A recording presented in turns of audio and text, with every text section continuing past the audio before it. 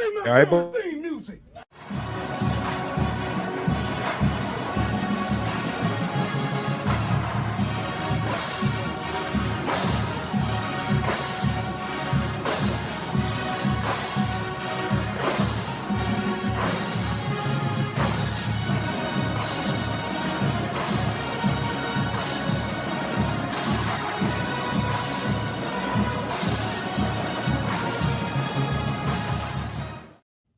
Welcome in, welcome in, welcome in, welcome in. Thank you, all of you who are here with us right now. We are live. You are joining us live. Thank you for taking the time to be with us, whether it be your first time, your last time. Thank you for taking this time to be here with us. I am AP. I'm your host. This is Timeouts and Tangents, and I am joined by my guy, Paul Jarrett, and our other brother David is on the way. Of course, doing his dadly duties right now. Life be life, and guys, I don't know if y'all know that. Paul, how are you feeling tonight, bro? I may have a tangent. I may have a tangent. I I'm got one good. too, brother. Tigers win. Tigers win. Tigers win. We learned a lot today.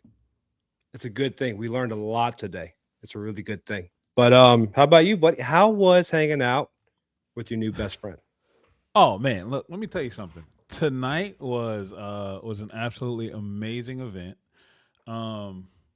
Got some swag made for the day. Uh, Um, but I couldn't catch the very end of the game. The last thing I heard of the game as I was walking into football ops was the review of the Bayou Pandas home run, and when they confirmed it. Once they confirmed it, I knew the game was over at that point. Like the bats were about to go stupid, and they did. And I saw the final score, and I was like, "All right, cool." I didn't miss any. I didn't miss anything major. Um, yeah. but tonight was great, man. So we were kind of my wife and I. For all those who are in the chat right now, they had a meet and greet event going on at Football Ops, and it was with a certain select group of players, and it was also Lane Kiffin was there. Also, surprise guest, Coach Blake Baker was there, um, and Charlie Weiss Jr. was there. Newsflash: Lane Kiffin is fucking huge. Like, How tall is he? brother, I'm 6'1". Lane is bigger than me. Like, Lane is, and he was sitting down, and you could tell he was tall. Lane's big, and then he's not like slim. He's got some yolk to him. So I shouldn't be worried about Pop. No, Pop God, Houston. no. I knew he was. No, not at all. Not at all. But I got the guys to sign my mini helmet. There you go. See, Got them sign all right. my mini helmet. Answer something And for me. Oh no, my bad. go ahead. No. And so they gave out a big, the schedule that they sent out to everybody with the graphic of Lane Kiffin on it. Well, they printed out a huge version of that. So what I did was, since we were one of the last groups, I made it like a game. Every player that was lined up across the table, I made them sign the game that they were looking forward to the most. And surprise, surprise, Ole Miss won far and away. Now, the coaches that were there shocked me because not every coach signed Ole Miss. Blake yeah, Baker, because the offensive side's not going to care. I mean, defensive side's not going to care. But Blake Baker broke ranks. And what he signed was shocking, and I'm not gonna get into that. I didn't get a Cookie autograph. He wasn't there when we were there. I was damn sure looking forward to seeing Cookie, but I got to talk with Lane personally. I got to share some personal stories with me and Corey and his relationship there, and I got to thank him for showing up to Corey Adams' funeral. If you don't know, Corey Adams is a player who went to Edna Carr High School with my son, graduated last year, would have been a true freshman on this 2025 team, but he was unfortunately murdered last summer. And Lane Kiffin came down in August for his funeral and was here to support the family. So I got to thank him for that, and we kind of had a little bit of a moment for that. Got him to autograph this football for me, also signed the helmet and the schedule, and what game he picked. And I mean, brother, he didn't waste any time either. I was like, Coach, you next. I need you to sign. I need you to pick what game. I mean, before I could even finish it, and then he wrote it. Since he was the last one, he wrote it big as hell too. Like Old John fucking Hancock. know. Yeah, you know what game I'm going for. So it was an amazing event, amazing time. You got to see, if you've never been in football ops before, you got to go in and actually like see the trophy room and walk through the back halls and walk past the meeting rooms, which I've been in football ops before. It wasn't my first time, but I actually had time tonight to take. I got to take pictures with all the Heisman. I got to take pictures of all the national championship trophies, all the awards that they have in that room, and it was pretty lit. How hard is it? How hard is it not to try to pick up the Heisman or to grab? Very that? hard, because I don't Which want to be the one to I break think the goated national championship trophy is the BCS. That crystal ball. Yeah, that crystal ball. Just So I'm going to goated. tell you right now, it puts a lot of pressure on you to not touch it, because it's in a wide open. Is there a area. rule? Is there a rule? No, not to there's no touch it? rule. There's no rule behind it, but it's like the room, as soon as you walk in the football ops, it's just like right there, and you're surprised at like how open it is. It's just like there, like the trophy room is there. So the first thing you see is Jaden's Heisman, and then it's Burrow's Heisman, and then it's Billy Cannon's Heisman, and then it's the golden national championship trophy, and then the 3 crystal balls behind that, and then all the other awards are along the side. So when you walk into that room, there's the receptionist right there at the front desk. So if you walk in there and do you really want to be the crazy? idiot that's yeah, like do you really want to be that person? Yeah, like, I do. I was like, screw it. I'm like hugging the Heisman. I'm hugging like Jaden's Heisman, like trying to get the right angle, and I'm like, oh, am I too close? And then I put down the autograph ball behind the Heisman trophy. And I'm like, should this even be here? And I'm like, am I sure like this is okay? You're walking on fuck it, I'm here like now. hollowed ground. You're walking on hollowed ground. Yeah, and I'm like, oh well, screw it, I'm here now. Click, click, click. Like it is what it is. But man, it was an amazing time, an amazing experience. All the guys were cool. Harlem Berry was actually was absolutely funny. He's looking forward to the Ole Miss game too. I got to take some selfies with Sam Levitt and Trey Brown, the wide receiver commit from Old Dominion, who is a lot bigger than what we expect. He's a full 6'2". Like, brother is 6'2". Like, he's got No good size. Tinder Like, profile 6'2". No Tinder profile 6'2" at all. Like, he is a full legit 6'2". And Sam Levitt is as cool as they come. Very laid back. His game that he picked was interesting. You missed it because Sunday when we're at the suite, we're sitting there, and who's in the suite right across from us? Sam and Witt and Landry. And I looked at Cobra and I said, "Bro, if AP was here, I'd have the balls. I'd have the balls to go over there." But I would have went. I would have went straight up. I would have went. I think there's a combination on that door. I'd have knocked. Come on, man. Open up the door so we can take a picture. Y'all know what y'all here for. Like, let's do this. Like, come on, man. But it was an amazing event, man. And Whit Weeks was real cool. Him and his brother Zach Weeks. Unfortunately, I kind of like skipped over Zach. Like, I felt bad like afterwards. I'm like, like I didn't give you no love at all, bro. He ain't there yet, like at all. So so I couldn't give him the proper affection that he truly deserves. But Whit was like as animated as he is on the sidelines and in interviews. That's exactly how it was tonight, and it was just amazing to see. And you could tell, like, meeting Lane was just kind of like going through the motions at first, and then when I showed him the pictures of me and Corey and then him being at the funeral, he immediately like loosened up a little. Yeah, bit. So he had a connection to you. That's and that's how it is with with anybody.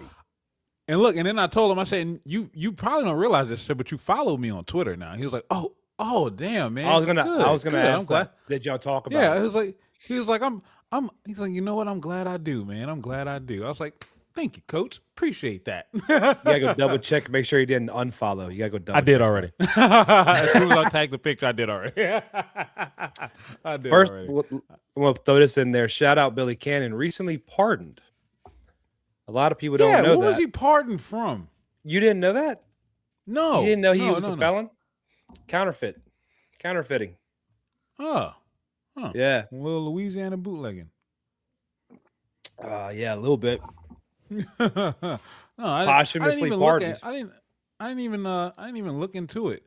I mean, look, it is what it is. I know you say you got a tangent. I got one too, and I think our tangents are kind of similar because we're dealing with fans and their stupidity. Mine, first of all, I want to say this, and I want to make sure I say it cleanly. Like this morning, as we all know, because most of us here in this chat, streaming wherever we may be, viewing this and consuming this however you may be, for the most part, are LSU fans. We're going to get to that D1 broadcast too, Rob. Don't you even worry about that. That's tangent number 2 once we get into the baseball talk. These fans are absolutely ridiculous. And I understand fan is short for fanatic. I get that. But let's be reasonable within our fanaticism, right? Let's be able to understand that we are humans and the people that we are cheering for are humans too. If you're going to make a statement, have the balls to defend your statement and make sure that your statement is one that's based in facts, not just your feelings. And don't be a coward when your feelings get called out. Like, it's okay to have a conversation.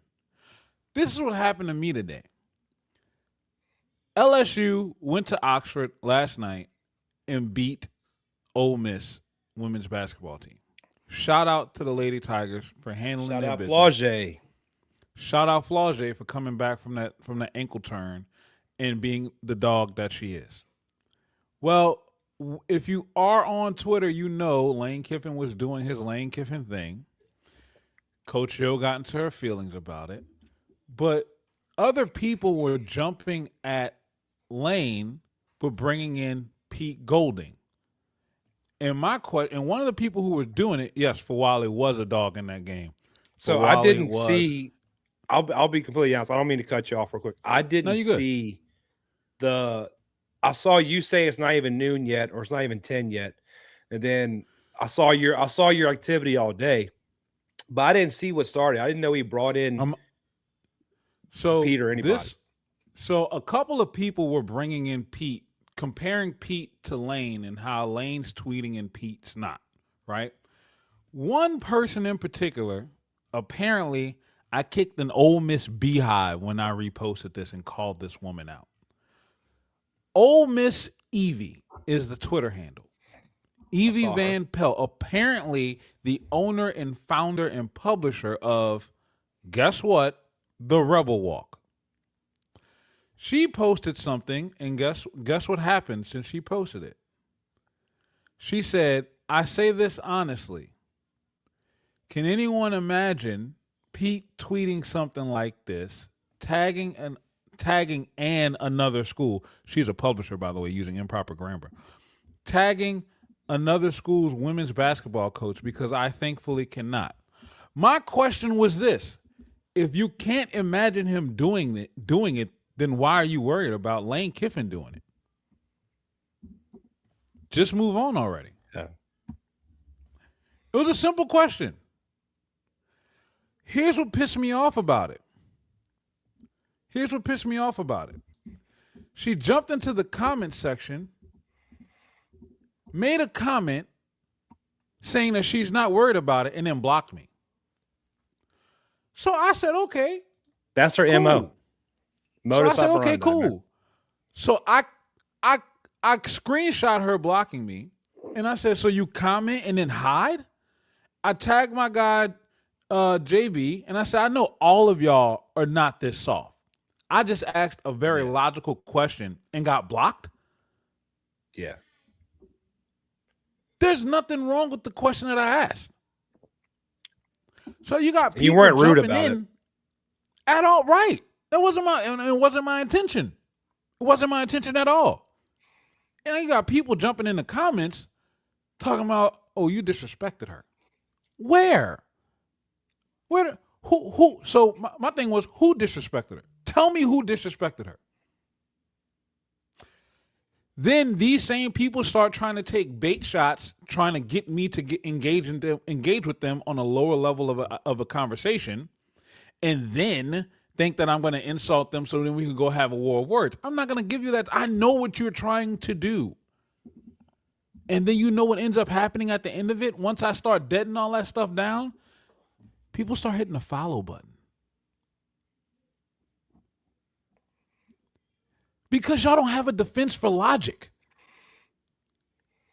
Just take a step back.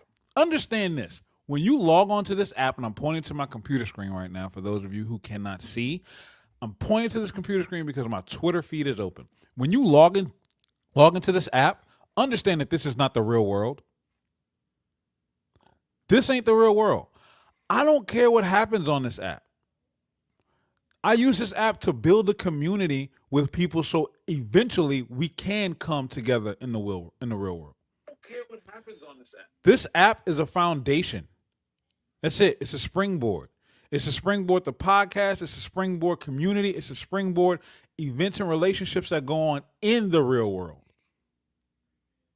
If you're going to make a statement on a public app, be prepared for public blowback.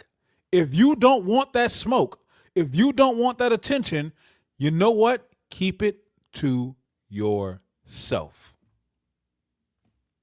Nobody is telling you to press send.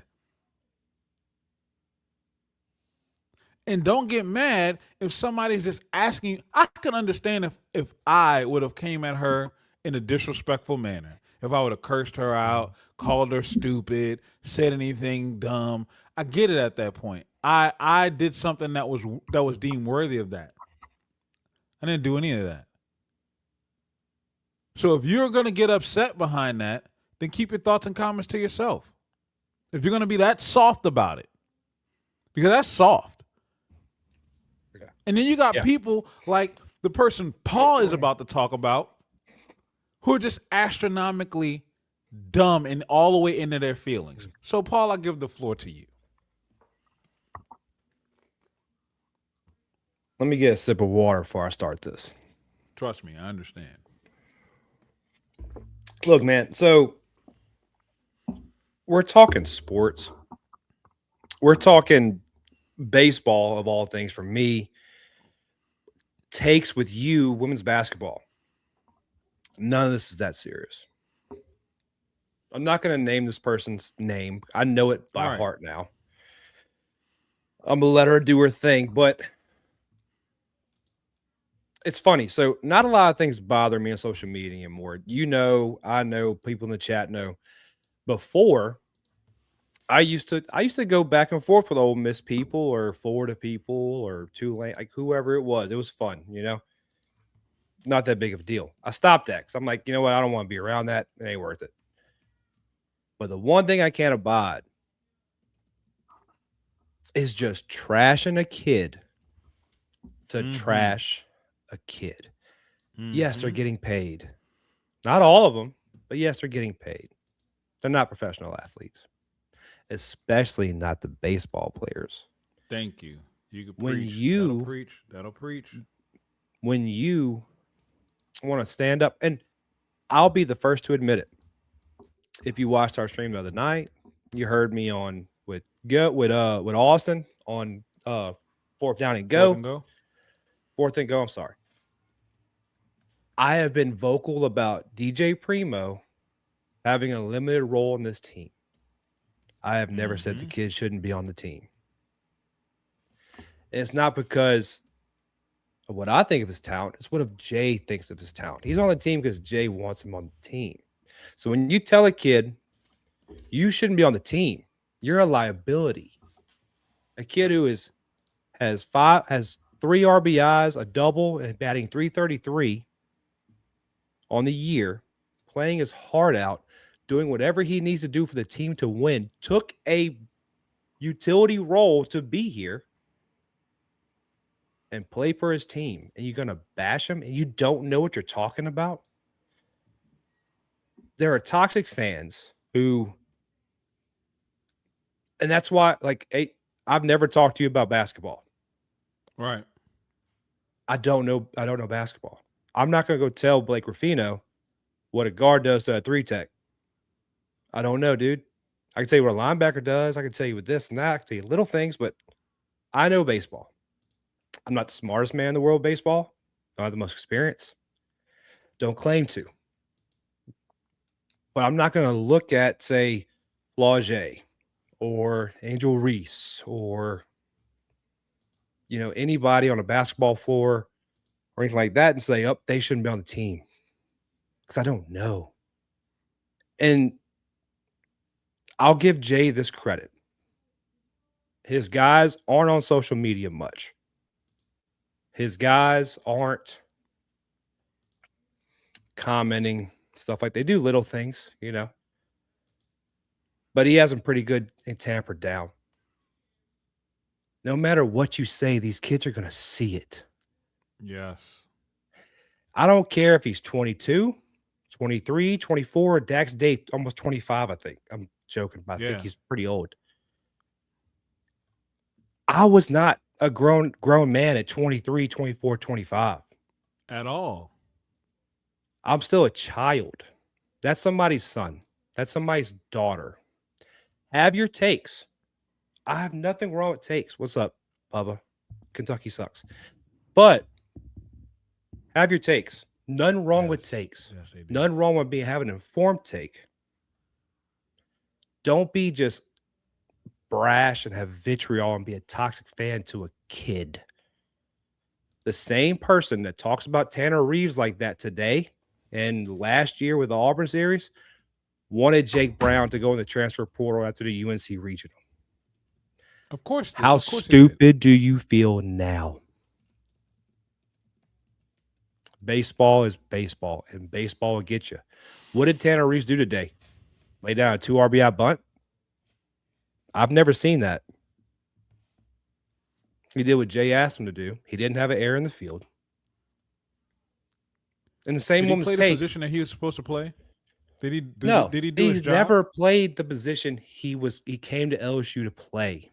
Exactly. Last year when he had errors. Did he do his job in the game? And did he do his job today in the game? Yes. And did he have errors last year? Yes, he did.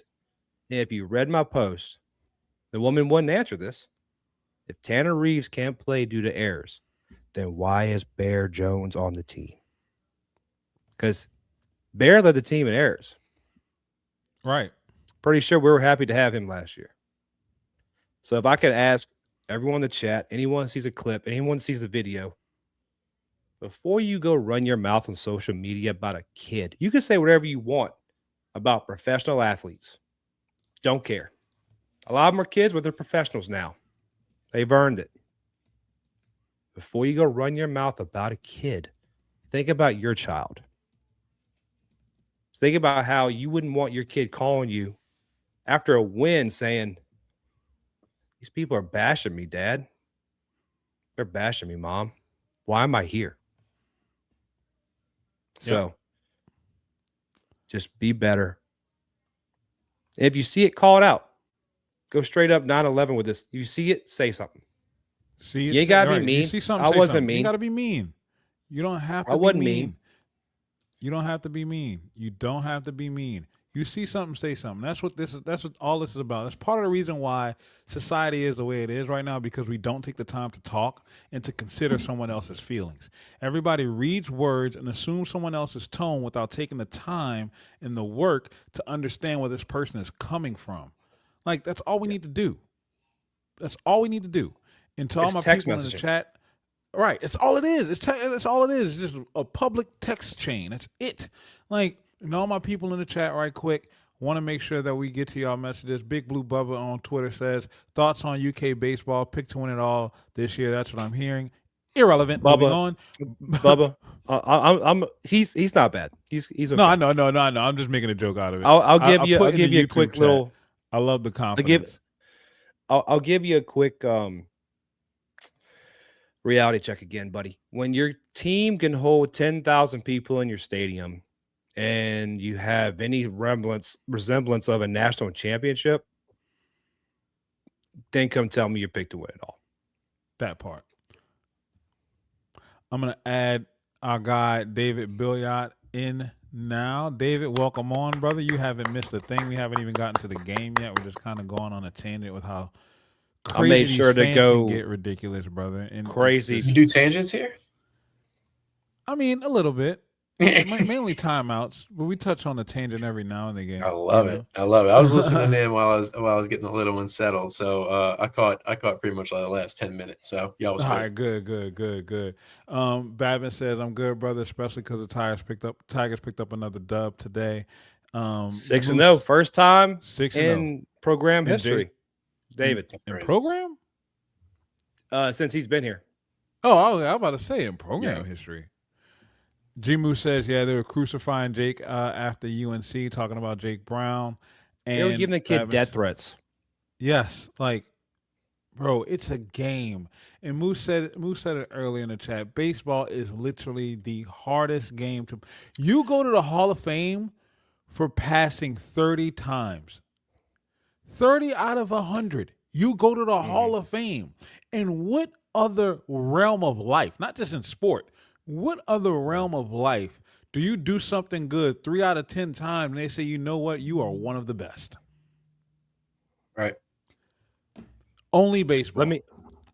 Actually, that brings up to a short. We're going to take a short detour real quick. I got to ask you this because I thought about you when I saw this. You know, Bussin' with the boys. Yeah. Right. Taylor and Will. They had Bryce Harper on. Fun fact: Bryce Harper's our age. Yeah, no. He's doing a lot better than us. Yeah. So Wasn't blessed. Bryce Harper was, I think, spitting facts that baseball is the hardest sport to play. What do you think, AP? I do think baseball is probably the hardest sport to compete in. Notice the word I'm saying. I'm waiting to hear how you're going to explain that. Playing, to me, when I consider the physical brutality that comes with football. Succeeding in. Yes. Baseball is definitely the hardest level of competition for success because there's so many things that's out of your control in order for you to need to succeed. Mm-hmm.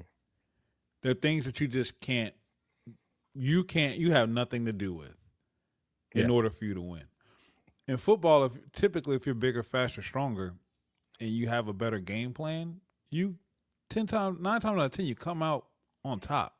If you make a mistake in football, then you can overcome that mistake. You make a mistake in baseball, I mean, that's why errors are a stat in baseball. Word. Right. And guess who has nothing to do with the error sometimes? The pitcher. The pitcher. Or anyone else. Or the catcher or the batter. You know what I'm saying? Like a run can score and the person standing in the box had nothing to do with what happened. Getting an RBI on a walk or a pass ball. It's a beautiful thing. Right.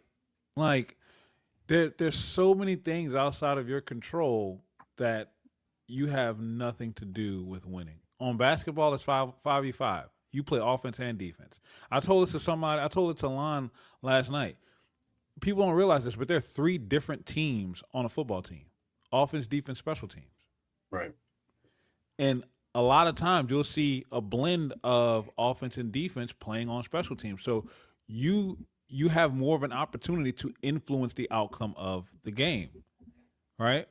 Baseball, you don't. No. If the pitcher's not on, fielding doesn't mean anything.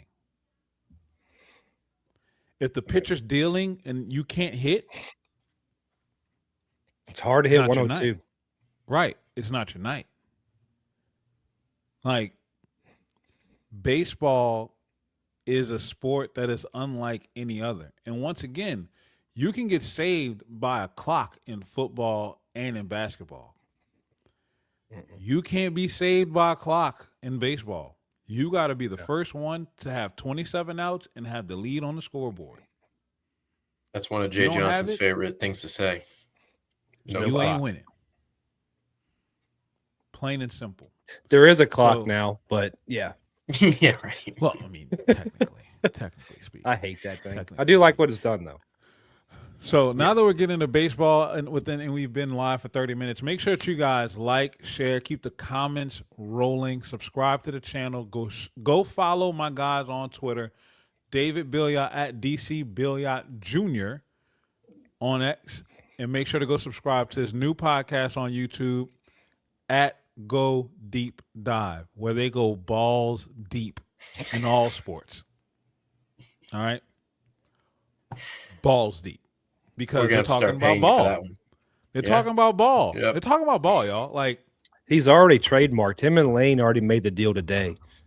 Anytime Lane please. he talks about going deep, he's gonna say going balls deep and diving. Going And he's gonna balls cut deep. into the you're gonna go broke off of balls that. So, By the make way, sure y'all I are love liking, it. subscribing, comment, and keep the comments rolling. We want the engagement, guys. Like I By the way, told shout Paul- out to Zombie Bob for hitting the pick to click. If Yep. anybody Hey, in the that's world two to hit the games pick in a to row. click. That's 2 games in a row we've had someone hit on the pick to click. And I am going to figure out something here soon for probably not guys who send in vids. We'll figure something out. I'm doing a crawfish bowl. Y'all going to get free crawfish. But commenters, if you comment on the post and you pick your pick to click hits, if it's multiple people, maybe a random draw. I'm working on getting something to give away a few times this year. I'll make it worth it. So Yeah, and I appreciate that. Like, if we're sending in videos, we're getting the exposure. Like we don't need anything. Let the well, y'all are asking us who to pick. Right. Let the people be the ones who Moose says he wants in on the pick the click. course. You got it, brother. That's all you had to Of say. course, G Moose. Do you That's want all to I send a had to vid say. in, or do you want to comment? Would you want to win something, or do Right. you You wanna want you want to get in for the comp, or do you want to get in just for the vid? If you vid in, you're not in for the competition. You comment, you're in for the raffle. So make sure that you're liking, subscribing, and sharing, and following. There's 4 free things that y'all do that we need from y'all. 4 free things: like, comment, share, and subscribe. That's it. All right. So, like I told Paul earlier, David, I missed the back half of the game once we got York's home run confirmed. Once that happened, I kind of knew the game was going to break open because that's kind of what our bats have been doing late. Like, once we get into that rhythm late, they springboard in. I have not had a concern going into any game yet. So let's do this game a little backwards then, because I know everybody wants to get to Case and Evans. Well, guess what? We're gonna save the best for last. How about that? Because Cason's I okay. forgot about that. Cason's okay in my book. So let's start with the end. How did we get from 5-5 to 14-7? Zach York deserves a lot of credit for it. I mean, he got it started, but a lot of walks in that inning too. There was a lot of good plate appearances by the Tigers that just took a lot of pitches. And I mean, I don't remember. I think it was 14 walks was the final tally, which is I'll pull that up for you right now. I think that's what Lynn said, but Lynn was also screaming that Seth Dardar scored from second on a bunt, and it was Jack Rucker. I mean, but yeah, much as we love him, it wasn't. Yeah, well, he had Trent Caraway as a pitcher on D1. Yeah, oh my goodness. Yeah, it was 14. Just finally 14. Okay, it was finally they just started executing and taking advantage of it because they had guys on base all game. At the end of the 7th inning, they had left 10 on base, and they were, when you were talking about earlier about the difference between football and baseball, that's what I was thinking. Where baseball, they can be out hitting, the other team like by double, and then still losing the game because of situational things, and that's what it was. So they just finally started taking advantage of it, and having clutch at bats, one after another, and it just floodgates, man. Who was the pitcher So then? And Paul, you go ahead. I want you to jump on this on the back end of your answer, and that's why I'm throwing it in. well, I was Who going was to the throw pitcher that it. steadied the ship? Once you, I want you to think about that as you're as you're leading out of your answer, Paul. Got you. Uh, I have one quick thing. Over under pitches thrown by Indiana today. Let's go 190 Total pitches. total pitches. This will tell you how their pitching day went. I was going to ask David how many relievers they went through in the eighth, but I don't think it I think matters. they This went kind over. of sums it up. I mean, they had to have gone Yeah, over, over. 14 walks. I don't think I've ever seen this number. 239 pitches total on the day. Lord, Shit. that's crazy. That's But crazy. this ties in. So in the eighth inning, I'm going to give you a quick, short synopsis rundown the eighth of our at bats. Base hit, fly out. Base hit, home run. Walk, RBI double. Bunt single. I didn't see what Carraway did. I was complaining about a woman in Alabama. Walk, Yeah. RBI ground out, 2 RBI single, double, fly out. Doesn't sound fun, but it took forever. I think it was a 30-minute half inning just watching ball. And guys like Dardar are ready to run through a wall. They're tired of seeing balls. Yeah. I told David earlier, I asked, and you can answer this, how far is Dardar's next home run going to go? Is it going to break orbit or is it going to stay in Earth's orbit? That's my only barometer right now because he is the double he hit off the wall. Oh, I thought it was gonna make it. If that's not a tall fence, that's Yeah, gone. I thought that. Yeah, was that's gonna like the make worst it. spot in that park too. I was Like where I was ready to celebrate I was ready to pimp my pick the click with Zombie after I heard that double bounce off the wall, man. You and I both. But But the biggest turnaround of that inning is Jay in multifacets. yes, We had one other spurt in the game earlier when Jay brought him in, had a little powwow, kind of had a come to Jesus moment with him, right? I don't think he did that coming into the top of the eighth. I think he kind of let the team do that. But it's Jay's philosophy of hitting and your plate discipline, your vision that led to that inning having 1, 2, 3, 4 walks. You walked in a run. Nope. right. It's Jay. He's the difference. Just plain and simple. Want to give a shout out to Curiel too. He got that all started. We went into that inning down the run, after giving up the lead. And when you needed Derek Curiel to be Derek Curiel the most, that's exactly what he did. 2 strike. With the opposite field second single, baseman shifted. Yep. Yeah. Just gets it all started just like he normally does, for the people that are freaking out about him. It just does quietly 2 for 5 day. Like ho hum. Like look, I'm not gonna lie. My player of the game, from what I could have told up until the point that I had to, check out, was Steven Milam. Because every time we were in a situation where we needed a hit, we needed a man on base. The guy right there, the jersey right there behind Paul, was the one who stepped up and put the ball in play to give us an opportunity to make a play. Whether he was able to come around or not, he still kept the inning moving. He kept the batters rolling up to the box to run up the pitch count to 239 god-awful pitches. That's amazing. Thank you, Big Blue Bubba, for reposting the stream. We definitely appreciate it. Rob says in the chat, ball didn't seem to fly in Jack's Park today. But the wind was blowing out, wasn't it? 13 to 15 mile per hour winds. Somebody said that yesterday at practice, that Jay, they had said at bat in practice that they felt like it wasn't really traveling, even with the wind. That's funny. G Moose, talking about the pitchers now. G Moose says, do y'all think that's why Guidry didn't come back in, because it was so long between that half inning from when he left the field? Plus, he may be able to be used again in this series now. Definitely the second part. We've seen guys come back after long innings, but once it got, because they had mentioned, I think when the lead was like 5, I think Ben mentioned that Guidry was still kind of like shuffling around the dugout, moving around, staying loose. At that point, it seemed like he was coming back in, but once it got to 8, there was no reason, for him to come back in. And now he's ready for the rest of the weekend now. Awesome. Yeah, Rob said that in the chat, that in the score, you don't want to burn him for the weekend so he can definitely pitch again.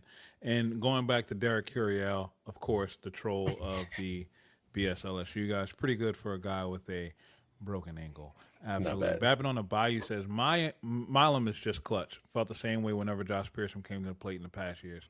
Absolutely. And it was this tournament this year, this time last year, where Milam kind of started getting in his rhythm. So, you see him right now having almost that same exact approach at the plate where you need him to step up, and he's stepping up earlier in the season is a good thing to see. Great minds absolutely think alike. Yeah, so that's why I picked him for my pick to click today, because it was this game, this it was in Texas last year, but it was this tournament in the first game setting that he hit. Yeah, that he hit his first home run of the year from the right side, which is what he was to start the game today. So I was thinking the same thing, that he would do the same. Absolutely great insight. And once again, more of a reason why you should be following David Billiot Jr. and reading his stuff on Go Team Pod that we didn't mention earlier, and you did following him on Go Deep Dive, where he goes, it, balls deep. So, who was the pitcher? Because in the middle, I don't want to talk about Kaysen Evans yet. I want to save Kaysen for later because, like I keep saying, to me, Kaysen was fine. Who was the pitcher in the middle relief that you can hang your hat on saying, you know what, this was a good day for him? I would say Cooper Williams. It's like what I said on X earlier. Was he as sharp as he was last Friday? No, he wasn't. But he was pretty damn sharp last Friday. He didn't have a bad day. I remember when Jay came and got him and brought in Guidry, I messaged David because he had said, let's go get Guidry now. And I was like, and I blame this. I said I blame this on you because my profound confidence in Cooper has come from David. I had confidence in him, but not as high. But I was like, he can get out of this. He can work out of this. He didn't have a lot of pitches on his arm. He was still throwing it decently well, getting a little squeezed by that ump. But I thought he could work out of it. Now, Jay thought better. He makes a couple $1 million more than I do, talking about, knowing baseball. Deservedly so. Yeah, 100%. And we got out of the inning. But I also think it looks at – that's another moment, I think we talked about the other night, another moment where Jay sees a guy, he's having good, he's kind of struggling. Let's get him out. Let's do this so that we can keep his confidence and say, hey, buddy, it's okay. You're good. Don't be surprised if you see Cooper Williams again this weekend. Oh, I agree. I didn't think he threw bad. Like you said, just wasn't as sharp, but he got put in a tough spot, that was his second inning when he came back out. That's when Caraway has the error, on a ball that he's got to learn just to eat in that situation. He wasn't throwing the guy out. And then you throw it away and give up. You put the tying run at second base in the 7th inning, with nobody out to lead off the inning. You can't do that. And then the bunt was just a beautiful bunt. He was trying to sacrifice. It was just a perfect bunt. So neither one of those things are on Cooper. He did his job and got the ball on the ground in play.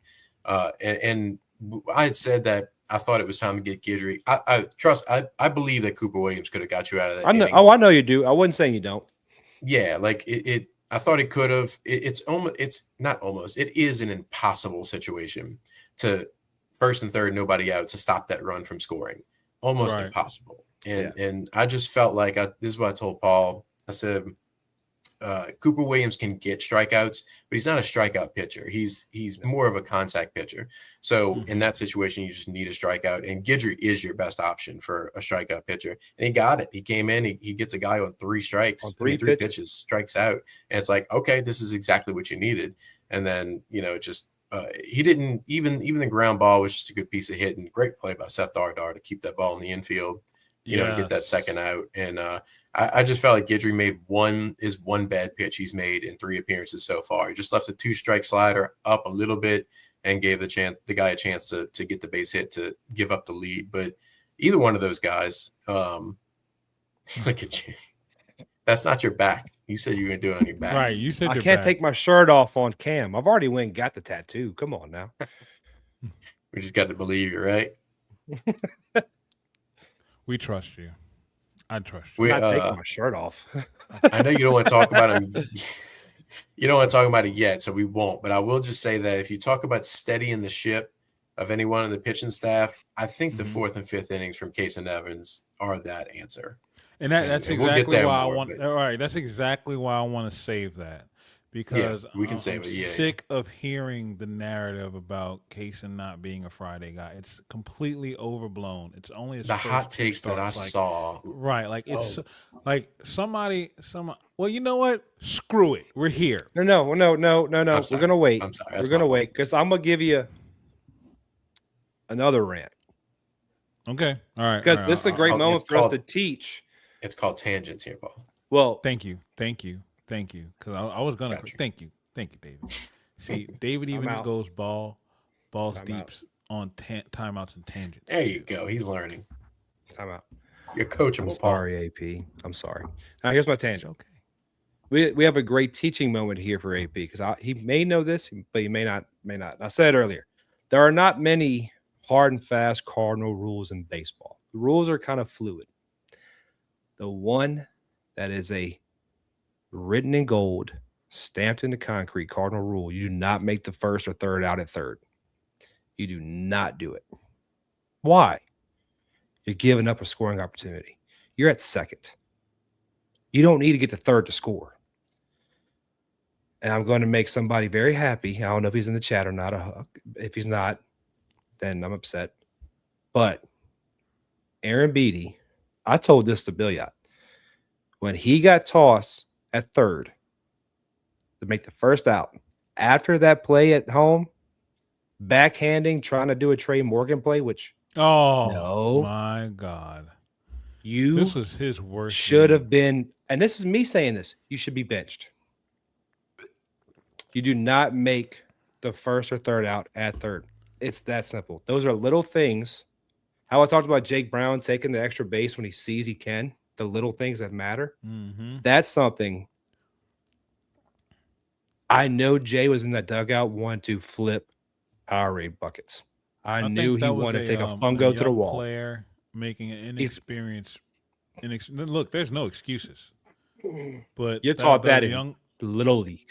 Oh, I trust me, I get it. But when you're feeling the pressure of that game like that, and you're thinking to yourself, every play needs to be a play, instead of just making the right play, you get a little bit out in front of you. And I think that's what it was tonight. Do I think that we'll see Aaron Beatty make that same mistake twice? No. I highly doubt that. But is it inexcusable? Hell no. Hell And yeah. do I agree with you? Should he have been pulled? I wouldn't have been surprised, nor would I have been upset if Jay would have pulled him Nope. in those moments. So I completely agree. But Absolutely. credit to Jay because when Yeah. he could have pulled them, Aaron Beatty follows those two moments with a double off the wall, barely missing a home run and Yep. 4 walks. So it's Yep. good to see him So, bounce back. But I want to tip the cap to not getting that at, like, if you're going to try to move up on that play, you've got to get there because of Gotta what Paul get said. there. Like with that, Yeah. you've Yes. got to get there. You I gotta have be no damn problem sure. with aggressiveness, Right. but in that situation, especially when you're down, there's no need to have aggressiveness. I mean, David probably had the same a-hole coaches I had, where if I'd have done that, it would have been between innings, go run up and down the foul line because you can't hit the right field line yet. After the game, we're hitting the right field line, and you're running Right. poles. Right. I will say though that Indiana catcher was pretty good. I want Ooh, to tip the yeah. cap to him. Yeah. He was good back there because the read wasn't awful. It is a ball that you're taught to read out of the hand in the dirt. That dude just made a hell of a play. Like I said, Yeah, you he just did. got to be sure. You got to be damn sure, and he wasn't. But yeah, he'll learn from that though. Robert in the chat says, "Do y'all think Stanfield has a ham No. mate injury or a little break in his hand? He hit the Robert, ball if pretty you hard, keep- Jay covering like Danny last year." Robert, if you keep peddling BS LSU, you're not going to make it on Pick to Click. Guys, Next subject. stay away. That's all I'm going to Did say. they say that specifically, the hamate? No, Okay. ET came out this morning and said he had a cast on. Now, what I think ET meant by cast is probably a wrap or a Compression. splint. It's Something it's swelling. compression. It's Right. swelling. It's It's not something to keep the swelling mache. in place. Yeah. Yeah. That's 'Cause all if it you- is. So 'Cause first he of all, probably I've put- broken. So I'm gonna put this out there. I broke my hand. Legitimately broke my left hand. Broke it. You know what you cannot do? Cast it all the way. You know what I had to do? I had to put a splint on my pinky and heavy wrap it, and then put it in a sling. It's if you break your hand, I'm telling you, you're not doing anything physically because you can't. You know why? There's this appendage on your hand right here. It's called your thumb. And you kind of need the palm of it to move. So if your hand is broken, it hurts like hell to move your thumb. He is moving his thumb. He was playing catch. Yeah. I was just about to say that. That's the thing. He's catching the ball. The compression comes into play because, in He all has honesty, to turn over probably on a bat. Well, I don't think he took BP, but he probably pushed it too hard. He probably Right, tried. but what I'm saying is the hardest thing for him to do right now is to grip the bat.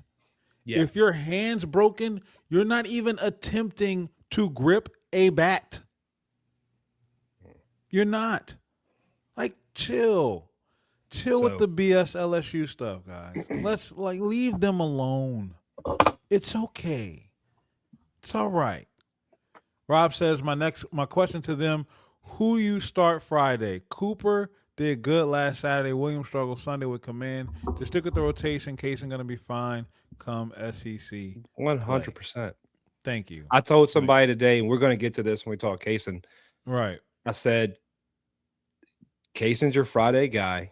Get used to it. It's not changing. And there's no reason for it to change. David, who's the better pitcher in 24, Holman or Jump? What half of the year? Yeah, I was just about to ask. In hindsight, 2020 and full picture. I think Like, Jump who would became you- the better pitcher. Yeah. And Jump was He a better grew pitcher from into the it. start, but he was coming out of that UCL tear, that surgery. Oh, right. So, yeah, Jump was better. What day did Jump pitch? He Saturday. moved to Friday. Saturday. He moved to Friday by the end of the season, though, didn't So he? By towards time the we end, went he up in regional. picked, there were a couple of games that were matchup games that Jay moved, but Holman was your Friday guy.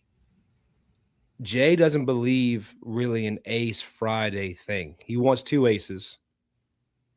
He's going to match them up. That's why Paul Skeens threw against Tulane. Yeah, Oh, it is. we'll get there, but yeah. Yeah.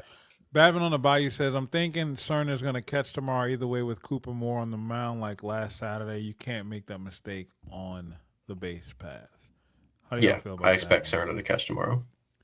Same. I know Like Paul I does said, too. No, go ahead, Paul. Go ahead, Paul. like I said in the preview, that relationship between pitchers and catchers is a big deal. Yep. Cooper threw with Cerna.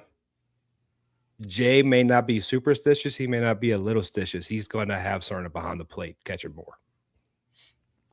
And it makes sense. They got the relationship. I mean, you saw it literally last weekend. Like, why would you interrupt that right now? And outside who of an was it? injury, there's no need to do that. Was it Sunday? Was it Sunday or Monday? Cerna started. And when they pulled the starter, Beatty came in. So did Cerna catch for Schmitty and then Beatty came in for reliever? I think it was Monday because wasn't Beatty DHing? Or Beatty pinched hit and then came in. Maybe. Yeah, he came when they pulled the pitcher, they brought Beatty in Yeah. to catch for the reliever. They make those relationships, they're there for a reason. Right. And you got to play Babin- Cerna too. You got to get Cerna time. Yep. Babin on the Bayou says Ianson had a high ERA coming in SEC play last year. Give Kaysen time. Before we get You to remember- Kaysen, I want to No, go ahead, Paul. Go ahead, Sorry, David. Go sorry. ahead. No, Go ahead, David. I was just gonna say Us white you people look remember- alike. So stupid. You remember going back to Texas week 2 in SEC play, Jay pulled Ianson, I think the 4th inning, and that was before Third. we even knew how he got stronger as he went.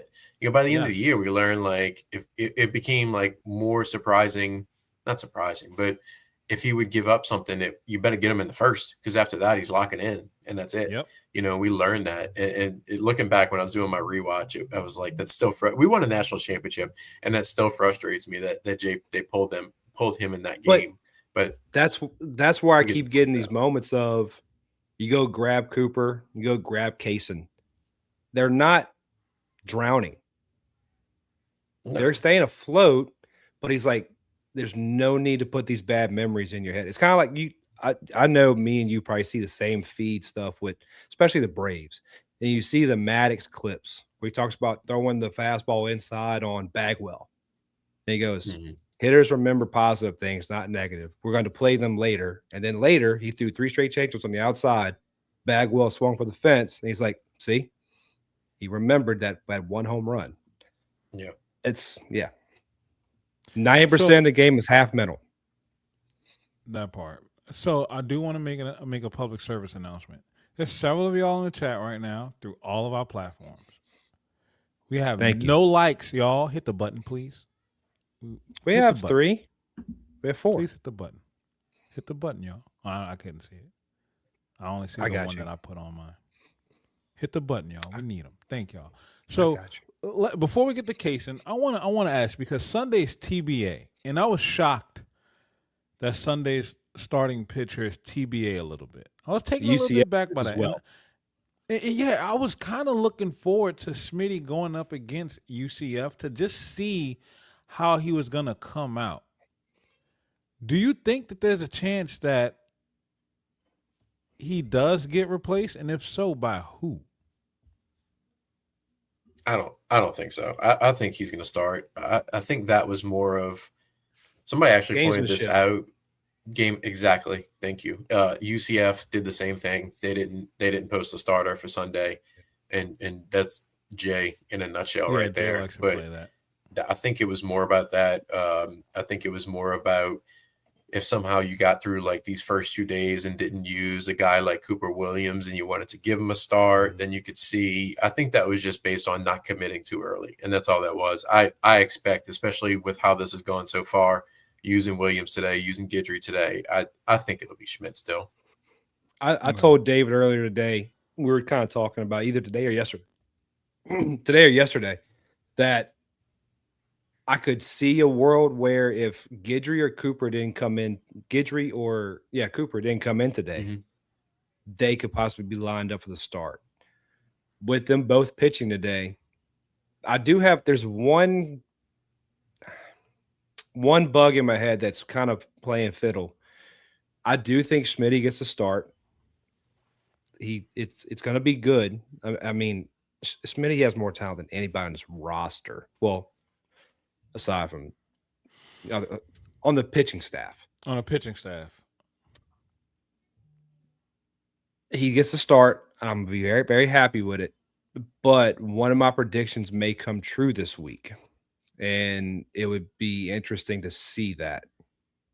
Because I think UCF is a kind of veteran team. I don't think they're very young. So there is a chance you may see Newt. Because he was on a short pitch count. Yeah. And it would be for I mean, he came out what was that, Wednesday, and he threw, I think it was 3. 3 like 30 pitches, I think. Wasn't much.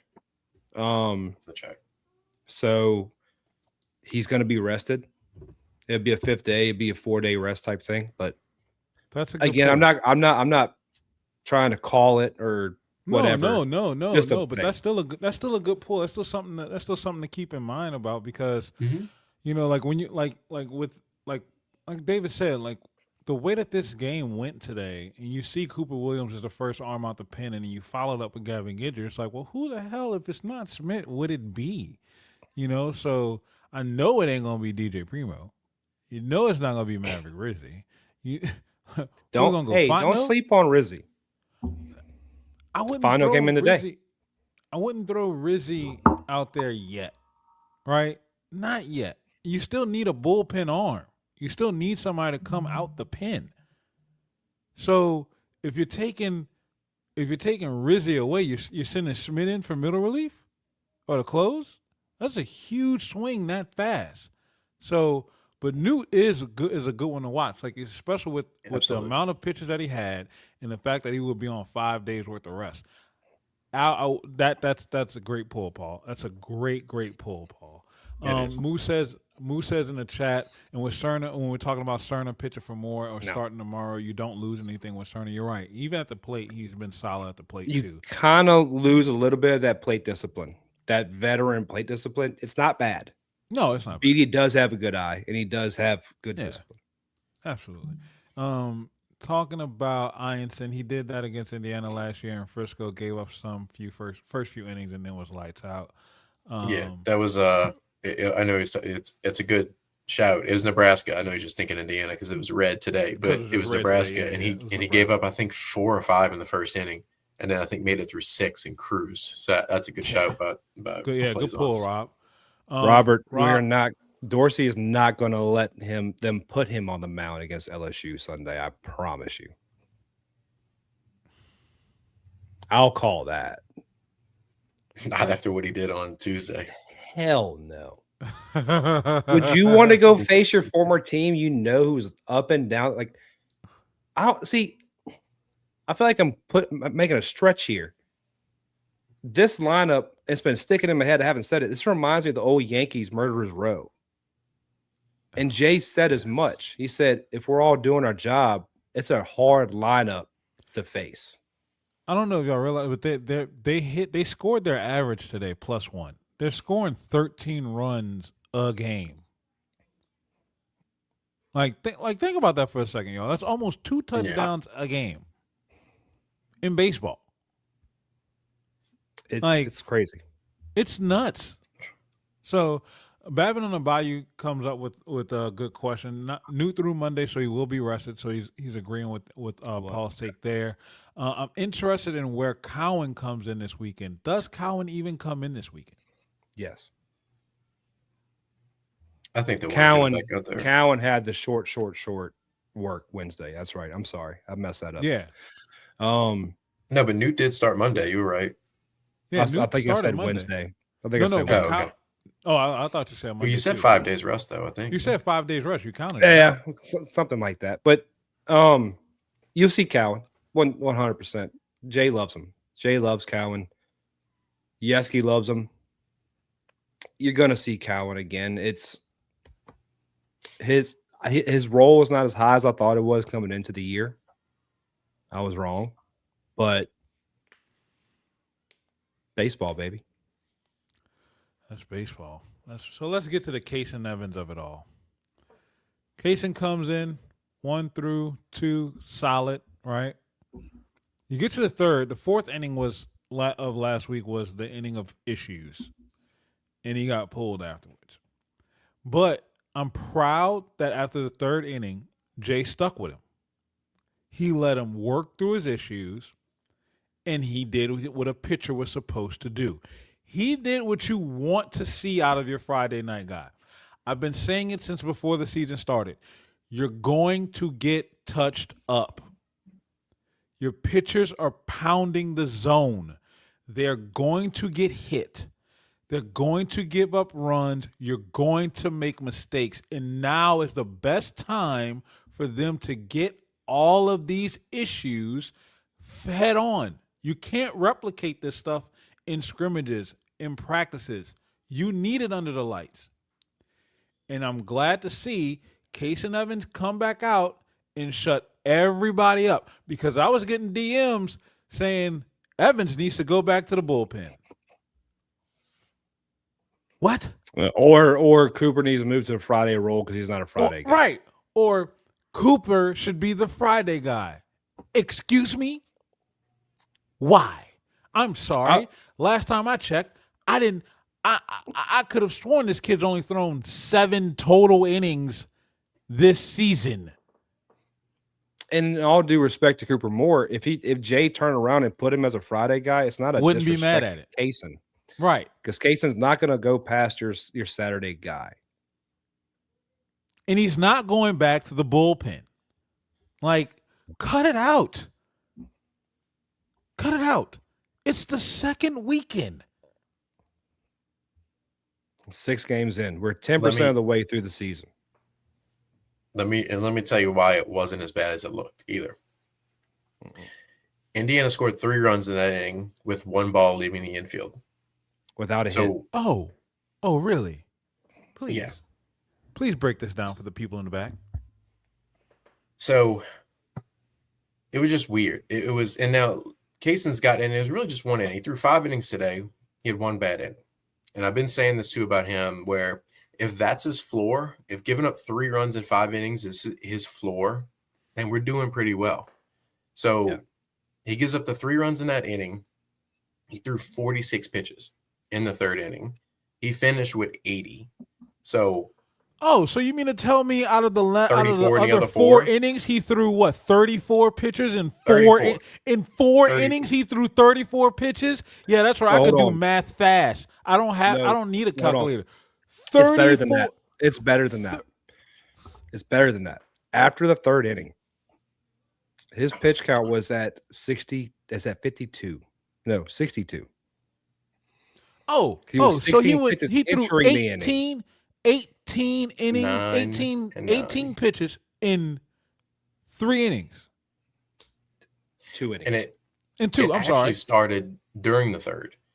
So he has this debacle to play at How many pitches does it take to get 3 outs, guys? 9. He didn't throw an immaculate inning. He did not throw an immaculate inning. I know he didn't, but still, that's a hell. Isn't that an efficient inning?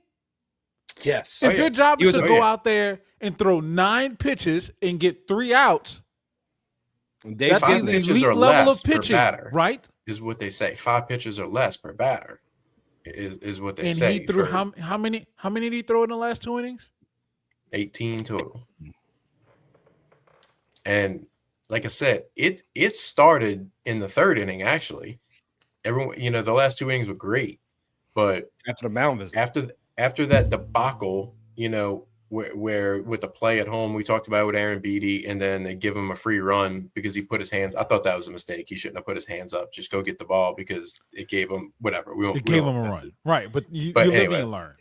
What did he do after that? There was still 2nd and 3rd with 1 out at that point, which is a sure score situation. Right, if you do your job, situation. Right? Strikeout, just right after that. Like, I mean, boom, boom, and then it was the 4th and the 5th. So even if he doesn't, they don't give them the free base and the extra run, then it's only 2 in that situation. The extra run came from just the umpires, Yeah. So he's fine. Like, he's more than don't get fine. me wrong.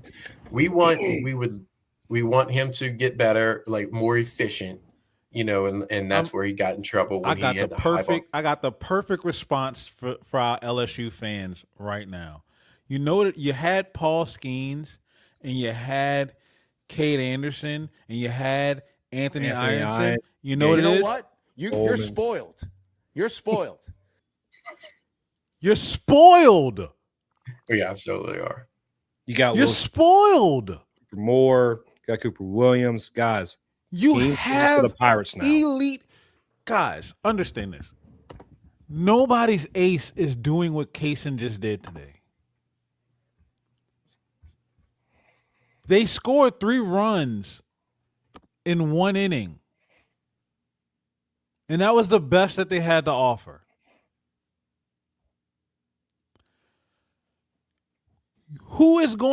If that is the worst that we're going to get from our ace, you should go 56-0. Well, you should go undefeated whenever he pitches. Because guess what? Not. You're scoring 13 runs. Your bats are fine. Your defense is fine. Your pitching is fine. Cooper Williams coming in relief. Kaysen is solid. He is a damn good Friday starter. If that is the floor, imagine what the ceiling is. It's the second start of the season. Jesus Christ. Even Cade Anderson had to grow into it too. My God, I mean, come on, man. And SEC play, he's back out there in the sixth. He finished with 80 pitches and he was cruising. The only reason he even finished, only made it through 5 is because they just got him out early. So he could maybe go 2 more innings at that point. Like if he follows that SEC play. If he goes, I know, whatever, if he averages the 9 pitches per inning that he did for his last 2 innings, he might roll through 6 and 7. He gets through 7 at under 100 pitches. Right. So, relax, everybody. Relax. I went back like an hour ago. I was scrolling through Twitter. It's hard for me to scroll in the timeline during the game, but I went back and the amount of hot takes I saw, and I knew exactly that it was all in the 3rd inning. And I got to shout out our boy Kev on Twitter. He was one. He responded, and that's who Paul was talking about that he responded to. And Kev later on made fun of himself. He's like, "So what was that? Somebody saying something about Kaysen?" I was like, we all forgot, buddy. We know you're a good one. I didn't forget. Just don't let it happen again. Just don't. Don't. Kev's a good dude. If you can make fun of yourself, then I like you. You're good. Right. Right. You're aware. Like, come on, man. Like Babbitt on the Bayou says, you broke the strikeout record last weekend. Yeah. What I really want to know, and Kaysen helps with that. I know that the people in this chat are objectively sane and they understand the logic behind. Bubba is still in here. Bubba shared the stream. He did, but it doesn't mean he's love you, Bubba. He's smart enough to do that. Yes, so I'm giving him some kind of credit. But I wish somebody was in here who's a Kaysen Evans defeatist, because I want to know, what would it take for you to feel like, oh, he's your guy? Because if you're looking for Paul Skeens or Aaron Nola or Cade Anderson, wait a couple of weeks. Do you not remember what this kid did in Omaha? As a freshman who was a shortstop the year before. In the regional. You don't even make it to Omaha. I know. I'm just saying. No, I was responding to AP, not you. I'm just saying, like it just happened. You think he forgot how to play? Can I remind you one thing too, AP? Not you, everybody. Absolutely. Kaysen Evans came in as a shortstop. As he was higher ranked as a shortstop coming to school. He was a 19th ranked in the country. He's was up there for shortstops. So not that he didn't pitch, but it's just like Gavin Guidry, he's got to grow into these roles, Let me add into that real quick. I forgot who it was. One of Jay's best friends was getting married. This is how good of a shortstop Kaysen Evans was. He skipped his best friend's wedding to go on a recruiting trip to Kaysen Evans. That was a shortstop. Good call. Relax. Take a break. Eat an edible. I have one more thing to add in on top of that. Is Jay Johnson the highest paid collegiate baseball coach in America? I think he is now. After last year, I think they gave him one. Yeah. Is he the only coach that not has paid won enough 2 national championships within 3 years? Yes, active. Yeah, active. I'm talking active. Active. Is he the only coach that has had 2 guys drafted in the top 3 picks from the same school? And then a number 3 off the pick same team last year. Is he the only coach that has had another pitcher draft within the top 3 following up another top 1 overall selection? Is that so? I'm pretty sure this coach knows what the hell he's doing. I don't go to a steakhouse and walk to the kitchen. Like, all of us have this mentality of we know more than the guy who gets paid millions of dollars to do the job. Oh, I just I'm checked sorry. Twitter on accident, and yeah, they're still there. You can't coach a T-ball team. And you've got takes for a Division I college baseball team that has won more national championships than any program in the last 30 years? Let me give you a little extra on that. You're not only questioning Jay Johnson, but let's be honest, Jay deals with the hitters. He leaves the pitchers to Yesky. Right. Buddy, if you don't think we have the best pitching coach in the country, I said country, not college. Not college, not professional ball, not high school ball, country. You're out to lunch, in Jay's words. Jay was able to go pluck a pitching coach, not from the Minnesota Twins organization, the Minnesota Twins, and bring him to Baton Rouge. Now, whatever happened, happened. But he brought Yesky back. He said, come back home. He's kind of like when David left me for Zach. He's never going to call me back, but he left me. Jay left. Cut him Well, off. Jay left. Who did that? Who did that? Who hired him? Who did it? That was Jay Johnson, right? And I want the to give y'all highest another paid hint. college baseball coach in the country. I'm gonna make it one better. He Everybody earned wants his to talk paycheck. about analytics. Everybody wants to talk about we're doing here, we're doing there. You have guys like Chief Wanaka, you have Josh Jordan, you have the other guy, I can't remember his name, I think his last name's Simpson, and you have Jamie Tucko. Newsflash, Peter Pan. Tucko, Jordan, and Wanaka were making $50,000 a year till this year. They're here because they love ball and they love Jay. G Moose Get in off the chat. Get off of them. G Moose in the chat coming with absolute smoke. Only you name assistant all coach four? to make the College World Series with not one, not two, not three, but 4 different teams. His name is Nate Yesky. And what team does he coach for now?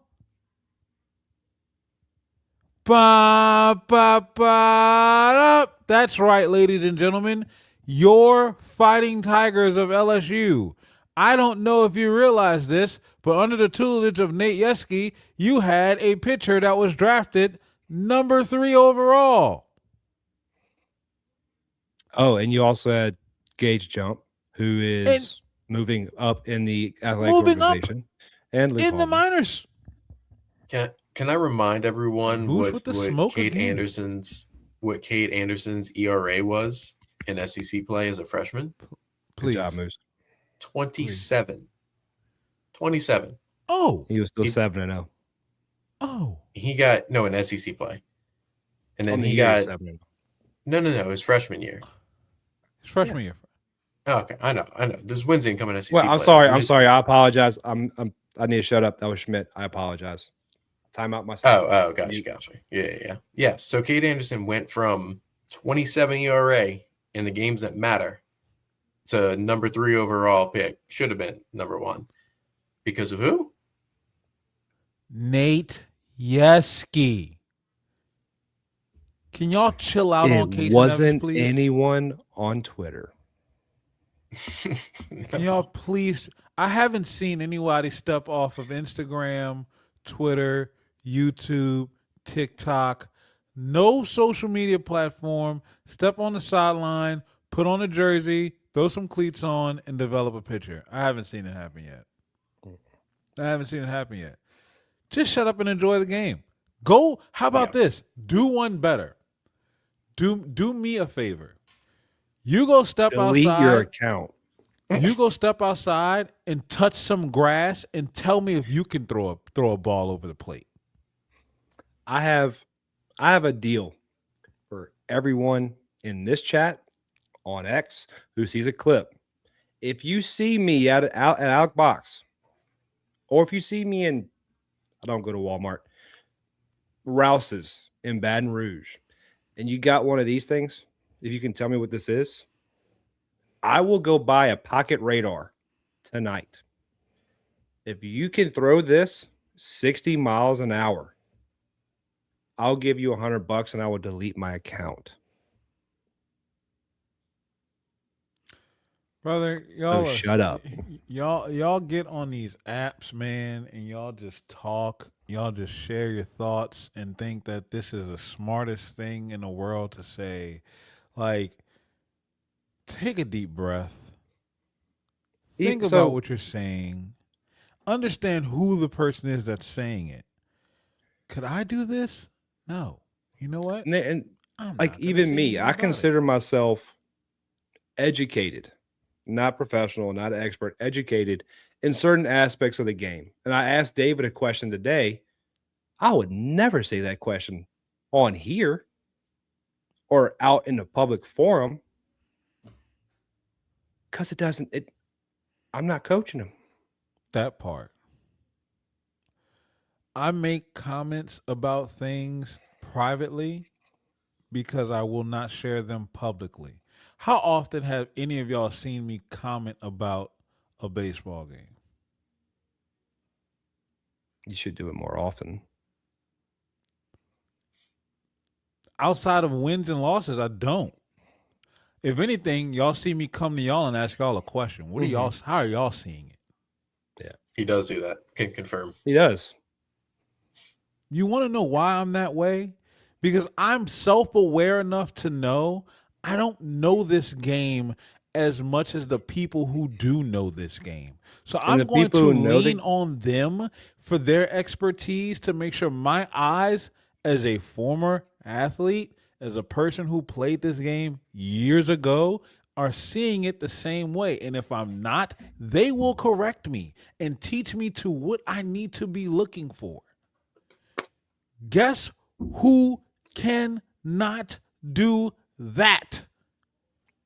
You people jumping on this platform saying that a kid shouldn't be on a team or that this kid doesn't deserve to be the Friday night starter because he gave up 3 runs with one hit that left the infield. He shouldn't be the Friday. Y'all sound so stupid. That's just dumb takes. And you don't have to have it. I'll amend your statement with one thing. And there's nothing wrong with what you said. If you're willing to put your name and your actual face on your profile and say it, all power to you.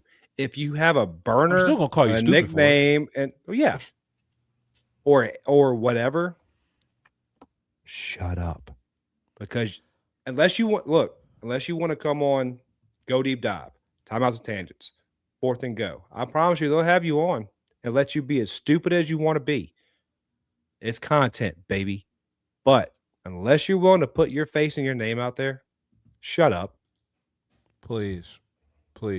And as much as I appreciate everybody that's supported me the last few weeks and said that, I know baseball, whatever, and all of that, even I don't know a fraction of what those dudes that are running this program know. So Hell no. If just let them work. We're talking about a coach who just won 2 national championships in 3 years. But sure, yeah, get him out of here. Get him out. Also, a pitching coach that Babin laid out in the chat earlier. Not only has he broke the strikeout record this year, he's broke it 2 straight times. And he's led the country in strikeouts his first 2 seasons with his ball club. Wait till they do it this year. I had people come tell me in DMs, your call for the ERA is crazy. To you, I'm not a pitcher.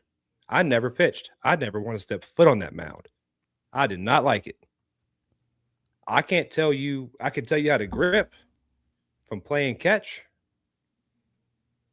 That's how much faith I have in this team and this pitching staff is that they're going to have that low ERA because they have more arms than they've ever had. More arms than they had in 23. Well, 22, 23, 24, and 25. Come on. I told y'all at the start of this season, I'm going to call this team embarrassment of riches. You're complaining about Kaysen being the Friday night guy because you know you have arms in the pen. If you stripped Cooper Williams, Cooper Moore, William Schmidt, Gavin Guidry, Maverick Rizzi, Jaden Newt, Dax Daith, Zach Cowan, Reagan Dax Ricken, Daith, Reagan Zach Ricken. Cowan. If you took all those guys off this roster, you know what you'd be saying right now? Damn, I hope we can get Kaysen right. You know, he played solid today, but he just got to clean some things up. Give me 6 pitchers in 23 who were impactful pitchers. 6? When they went to the mound, you were like, okay. Don't tell me Ty Floyd. Not you two. I'm talking about everybody else. Don't tell me Ty Floyd because I remember Ty Floyd being called to go to the bullpen. Then he broke the strikeout record in Omaha. Yep. You don't win in Omaha without him. You remember last year when there was a point in the season where after Kaysen Evans and Zach Cowan, we had no idea who to trust in the bullpen. None. Like, it looked bad. It looked bad. And as we say every single year, give it time. Let them coach. People are allowed to improve. It's going to happen. And look, let's do some more math right quick. What's our record right now? 6-0. We don't have a loss. We are 6-0. We're undefeated. We're 6-0. How many games do they play in the regular season? 56. I thought it was 57, but it's 56. 50. So we're 6-0.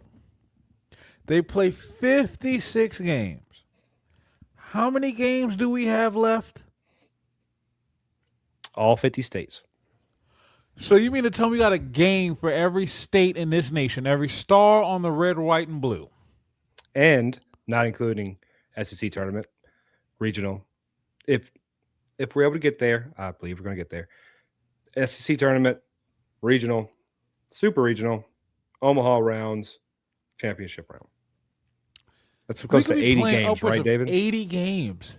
So I'm going to break out the calculator right now. I'm going to do some math. We're less than 10% of the season through if we go all the way. 6 divided by 80 is 0.075. You are less than 8% through the season.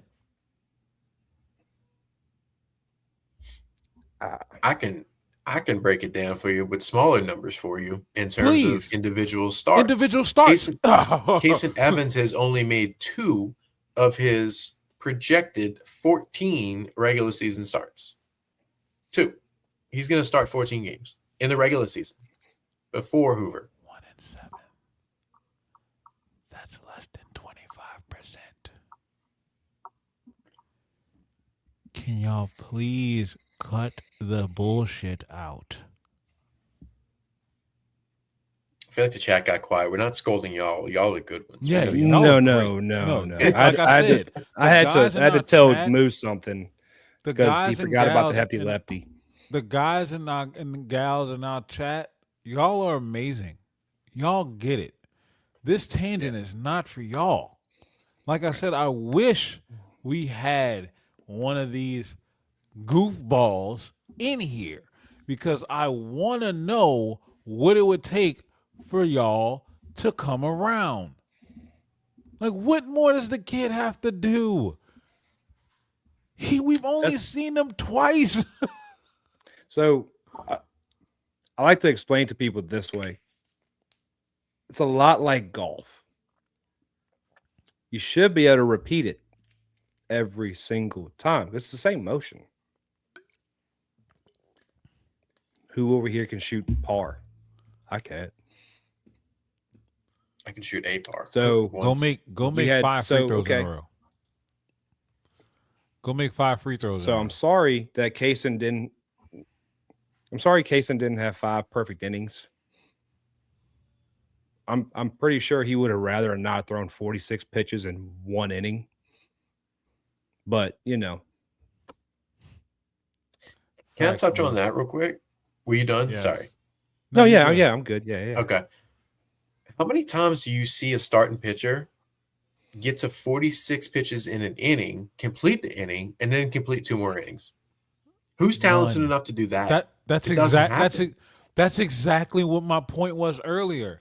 No starting. What other starter are we gonna face this season that's gonna see that? That's going to do that? That's gonna give up 50 pitches, come back in and deliver 18. You might see it in a midweek with a team who doesn't have anyone. because they don't have anyone to go to. They don't have anyone to go to. That's the guy you got to get through it. And guess what? He's not. If he's going to give up 46 in that inning, you're probably going to run rule him. You're going to run rule him. And then he's going to give up 20, and then they're just going to start putting guys on the mound because he's going to be tapped. Like, it's not going to happen. You get a kid his credit. He did something that was really good. He locked in. He overcame adversity. When the wheels could have fallen off, they didn't. He held shit together and put you in a position to do what you're supposed to do, which was to go out there and win the game. That is what your Friday night starter is supposed to do. He's supposed to make sure that when he leaves the mound, y'all can finish. That's it. So He did it. I was Rob gonna is say, changing gears a little bit, and I like this. I know it's early. Yeah. I wanted. We've had a lot of tangents tonight. This Yes. is kind of like our blowing off. I get it off our chest. Get it off our chest. So- So, yeah, definitely. As always, guys, we don't sit here and discuss everything we're going to discuss. This kind of just happens as it goes. But I want to kind of bring it to a positive light. I'm gonna start, give y'all time to think about it because I didn't bring it up. In the first 6 games, we're less than 8% through. Who was your shining light outside the pitching staff? Because the pitching staff is just so hard. But everyday guys, who is your shining light? And I'm going to start first. And David, you're going to hate me. I am going to go with If you take mine, I'm leaving. Seth Dardar. Okay, I'm not taking it. I'm taking Seth Dardar. And I saw this little post earlier, and I want to highlight it. I know David saw it too. Seth Dardar is in his 4th year of competitive baseball from 22. Well, he's 5th year, but 4th year competitive actually playing. And it's Trinidad Chambliss year. So Seth Dardar K to walk ratio in 22, 3 Ks to 1 walk, 23, 41 Ks to 18 walks.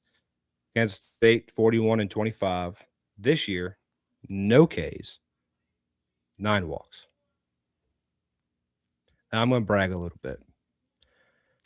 You AP, deserve can the you moment. tell me who said that Dardar would benefit from elevated competition and that that would- elevated competition would rise his level of play and make him a better hitter and a better athlete in the field? He's making Gold Glove plays at second.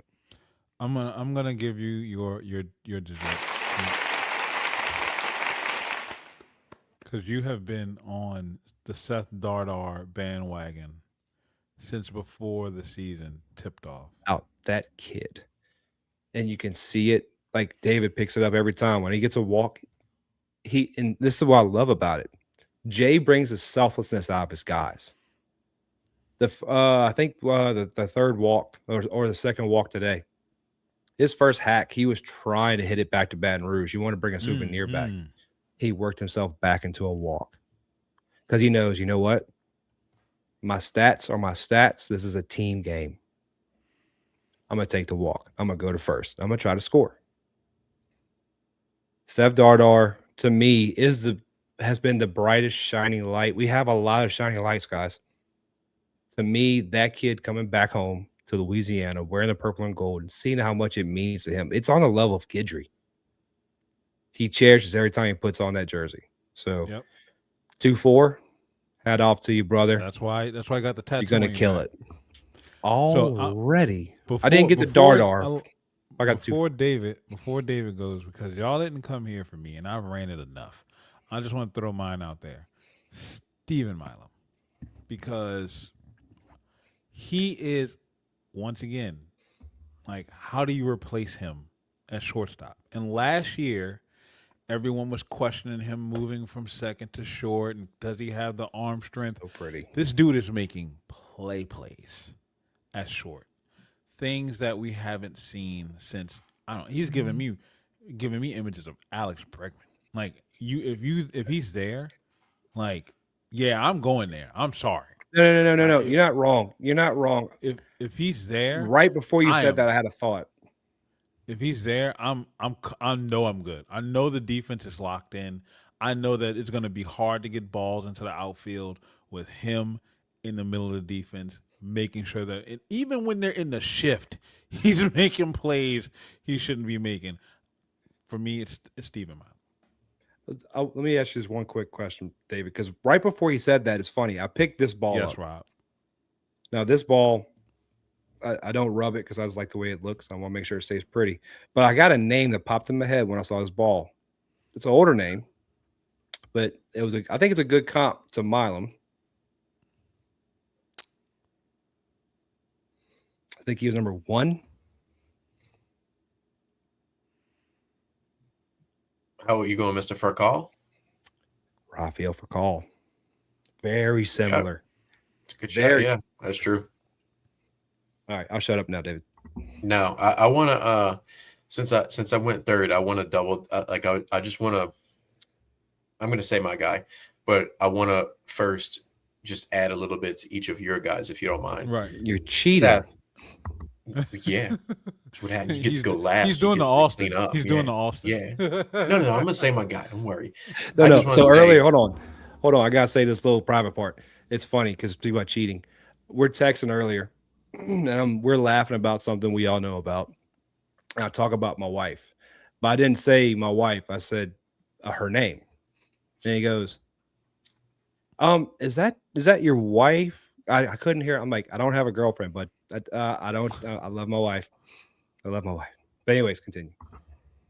I felt bad. He was saying something. I was like, that's your wife, right? And like, because when I met her the other day, I didn't quite catch her name, and like I feel awkward asking, like, wait, what'd you say your name was? Like, I feel bad. Like, it's not that I wasn't listening, I just didn't hear. But anyway, the chat doesn't know this, but you two do. I'm hard on myself, and I'm also I get in my own way. So she was giving me hell about that. So good. All right. That's I've been what my trying wife to does too. to me too. Yeah, mine does. Oh, David's been giving me hell. I've been telling him. So what I told you the other I day. went off on him at like 5 o'clock this morning. I told him, I said, I want to slap you, and I've never said that to a veteran before. He said, I've never said this to a veteran, but I want to slap you. I just I'm made telling me you, laugh. military Standing in service Hobby saved me Lobby. so many times. I'm like, brother, shut the hell up, okay? Like, I'm trying to be respectful to you because you've saved me. Okay. Oh, by the way, don't worry about that. I know you say can't that, tell but me still. any. No, you cannot hurt unless you tell me there's certain things you can say, of course. Anyways, David, the floor. Go is ahead, yours. Dave. Sorry for taking your shine, man. Tangents. You want to add on to our two? I do want to add on to y'all's too. Before I do say my guy, I don't know what y'all think. I'm going to say a guy. With Seth, with the competitiveness and the being upset about the walks.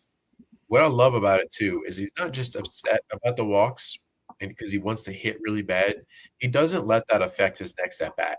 Like you said, it doesn't cloud his approach. You know, the next time he comes up to the plate thinking like, all right, I got to hit. If I got any chance I get, I got to hit it because I don't want to walk. So I just want to tip the cap to him. He had 7 walks and 11 plate appearances up till after his second one today. That's crazy. Those strikeouts. With Monster, he just makes everything look so easy, man. It's crazy. Like those slow rollers, like when you taking that in just in practice, like it's hard to do that when there's no like in and out. yeah, like he just made it's so smooth. So I just want to say both of those are really Yes. good, and that's why I agree. I gotta go. I'll take your guy then, Mr. Paul, Zach York, because You're not gonna we say all Jake know. Brown? Well, that's We the easy left answer. you I mean, Jake Brown. no, I mean Jake is just the star. I That's mean, we know that. obvious. Right, that's Yeah, obvious. we knew he was gonna hit. We knew he's That's gonna. like that's We like know picking Jake. him in a pick the click. I just want to say for Zach York, because coming onto this team, coming from Grand Canyon, and taking the step up in competition at LSU, and just, I mean, he's exceeding expectations, especially for me. Everybody but Paul. Paul said he's going to hit 20 home runs. I didn't think that he wasn't capable of it. I thought that just he hits too many line drives that it may not be able to get that many out. He's getting them out. That ball today was a shot. It looked like it was because the way it hit and bounced back in. I think it kind of took some of the lure away from it because it was a review that to look at. He smoked that ball. I mean, yeah, if that ball would have been absurd. at the box, that would have been another. It would have felt like Josh Pearson more than that's bouncing in that like parking lot back there by that auxiliary ball scoreboard. Would have had a fight against Cerna's exit velo. That was hit hard. Yeah, Moose in the chat says his is Gavin. Dude was so missed last year and he brings. Oh yeah. We were talking hitting, but if we go pitching, then absolutely. Yeah, absolutely. Like with York, talk about his defense, because I'll admit I didn't doubt his defense. I didn't doubt it. I thought of more of like a catcher situation where you have a guy who carries weight. He's moving in the field. He's going to tax his legs. I thought it'd be smarter to move Simpson to first and have fresh legs with York. But I'm wrong, and I ate my crow. Like the dude's an athletic freak. To be that size and still have that fleet of foot and then be that athletic to be able to make the plays that he's making at first base on a day in and day out basis. Like, once again, it just goes to show you that, one, Jay knows what the hell he's doing, and two, this infield is a lot better than what we given it credit for. Like, they're elite. Like, they're really elite. Dardar cemented second base. It's awesome to see. Yeah. Well, third's the only question mark with defense right now. But as far as short, second, and first go, we're good. And you saw today, actually, you didn't really get to see because, you know what? I am going to go off on a tangent. We're paying $30 to watch our team play 3 games in a weekend. Here it is. And I've been waiting for it. We can't get a radar gun on the score bug. We can't get the correct pitcher. Their name, Trent Carey, was pitching today at one point.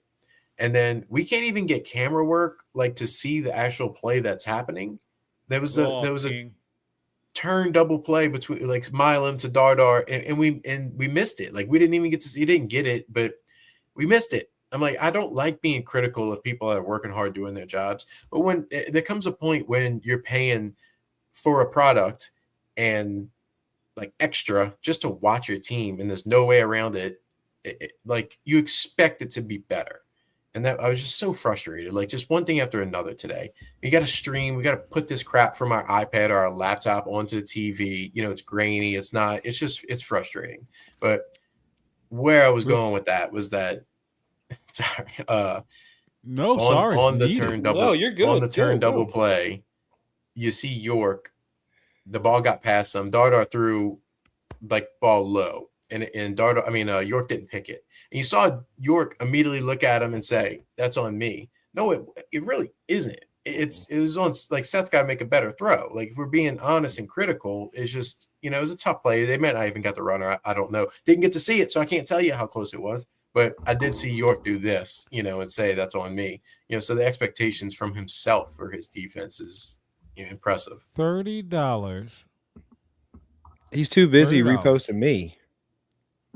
$30. That's Paul's new buddy.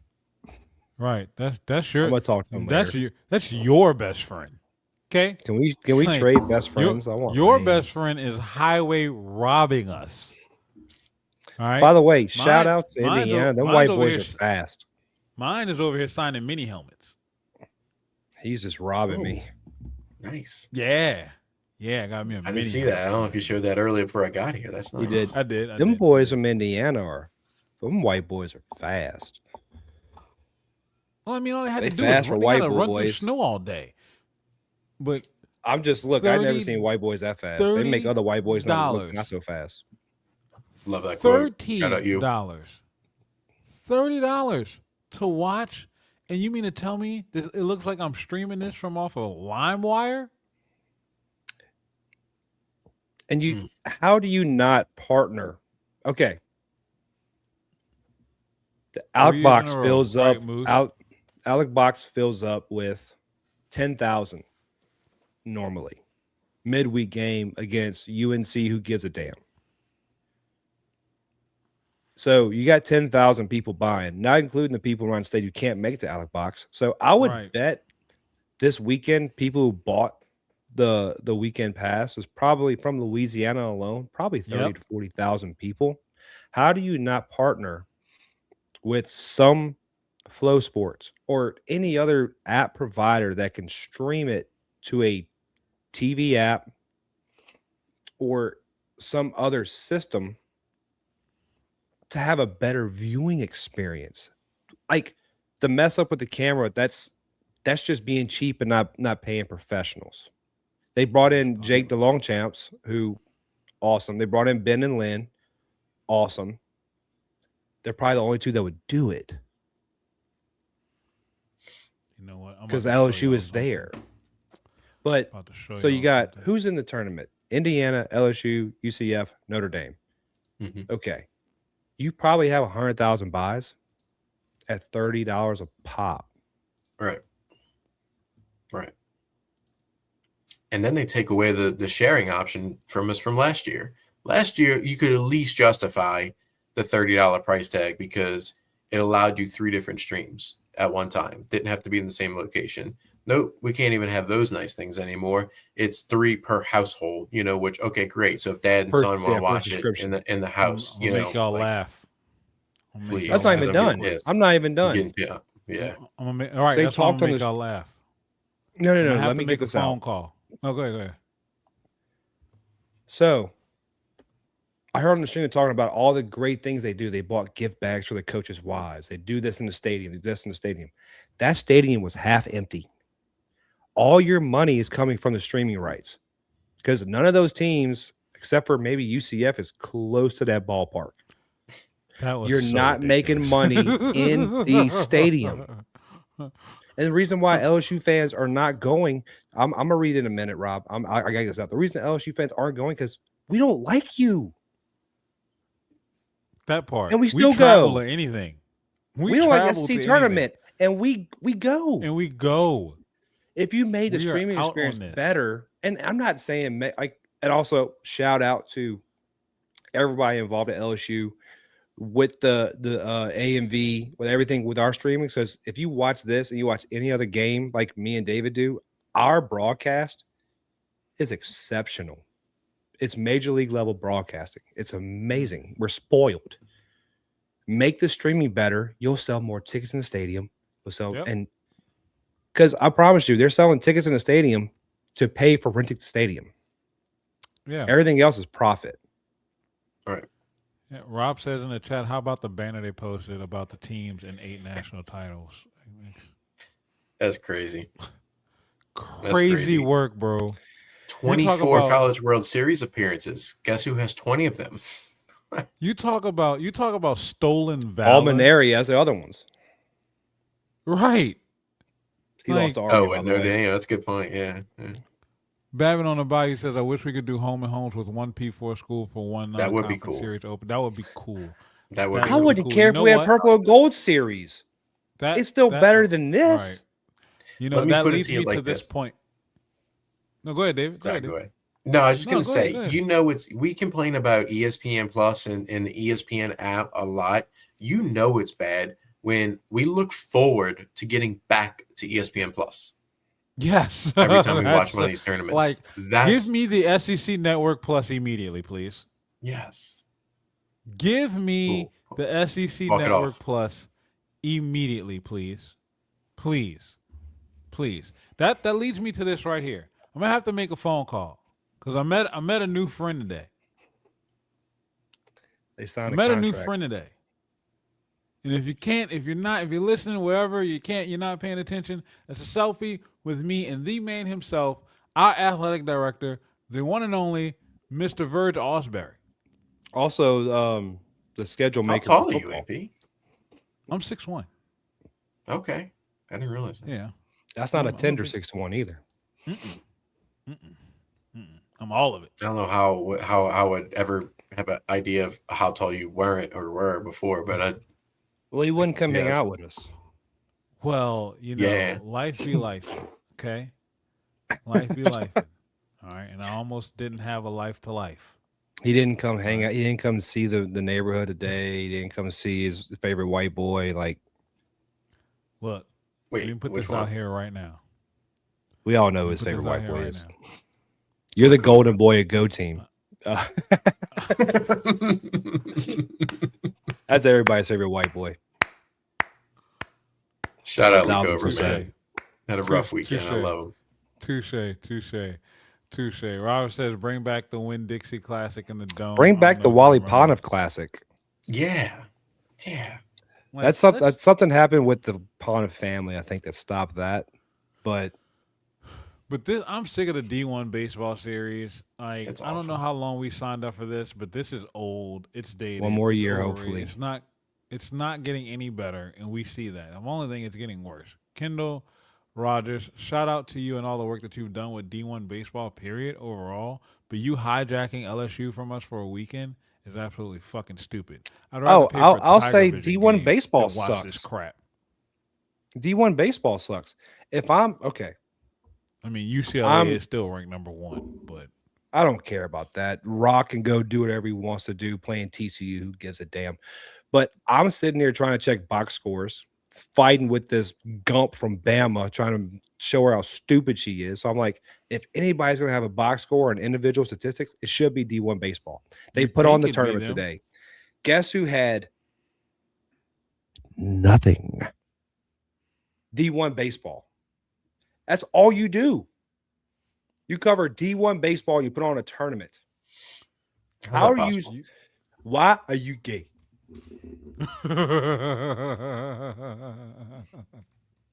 You are gay. Come So- on. Like, I don't mind Kendall, but somebody, he's the face. He's the face. All right, I got a He random. needs to step away from it. Before we wind down the show, I got a random fact. I don't know if y'all know this, but y'all should. Y'all are baseball aficionados, but I'm going to throw this out to the chat too. I was doing some research for one of my episodes way back. I want to say way back, like 6 weeks ago. We've been doing this like a month. I know. That's why I said way back. Bro, like when you do as many shows as I've been doing, bro, like, and I'm talking about like one of my first like 5 episodes, it's been way back, man. Like Yeah. from now to then, it's been a whole different vibe on it behind. Just this wait till microphone. Monday. I got an arm. Like, so I was doing some research, and we're playing in the Live Like Lou College Baseball Classic. Live Like Lou Gehrig. Lou Gehrig. ALS, right? Do you know that Lou Gehrig is tied to another famous baseball player in sports term altogether? And had it not been for this player, we probably wouldn't know who Lou Gehrig was. And you know the name. You probably just don't know the association. I don't want to say the name because I don't want to be wrong, but the hell with it. Tommy John, isn't it? Nope. Okay, never mind. Nope. I was wrong. Thank you. Hey, cut that. You got cut that. You got Cut to that. guess, David? I don't. I'm not sure. I don't think I know what you're Wally talking Pip. That's Lou right. Gehrig, Wally pipped Wally Wally Pip. Pip. about. Look at you. Now, granted, Wally Pip went on to still play and be a good player. But had it not been for Wally Pip getting hurt at first base for the Yankees, Lou Gehrig wouldn't be the Lou Gehrig that we now know and love today. See, that explains why AP started another show. Your boy be coming with some. I'm trying to tell you, I'll be knowing a bunch of random facts. That's Our why baby AP. boy's all grown up. That's why AP started a second show and it's not telling nobody. Huh? Starting the second show. I'm barely doing this one. What are you talking about? What are you talking about? I'm barely Hey, doing this one. David's sitting there dying inside because he knows I just did this right here. So rapey. We got I look something like to talk Indiana about. on some of those infield flies today. Oh Just- my god. Oh my God. Huh? Oh wait, what? I posted that Jason Worth gif and the ball just fell right behind him because he was like, Yeah. I didn't even You know notice. what? Funny quote that applied for that today. When I was sophomore in high school, we did like a little inner squad, and God bless this guy's heart. There was a kid, I'm not gonna say his name, that was on the team Say and had no business being on the team at all. And he was playing first base, and it was the infield fly like that, and it wasn't windy like it was today. He missed it badly, like didn't even touch it with his glove. He got back to the dugout, and coach said, "So and so, that ball could have been a hand grenade, and you would have survived the blast." Reminds me of the Turtle Thomas story I told y'all. That's good. That's good. So Man. said It the was so- statement of shouldn't have had no business being on the team.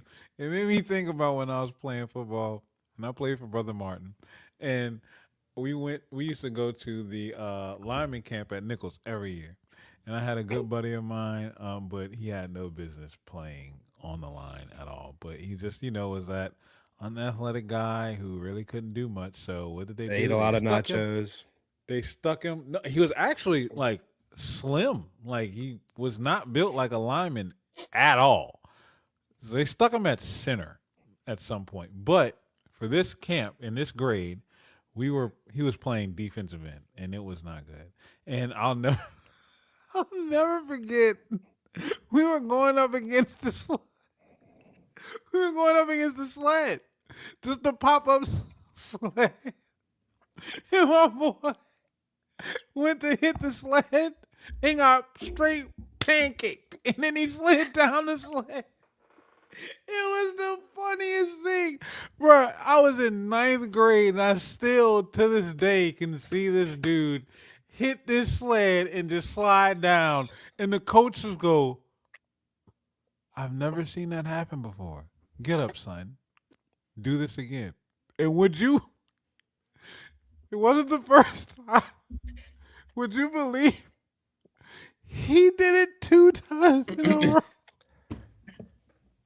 And he paid to be there. He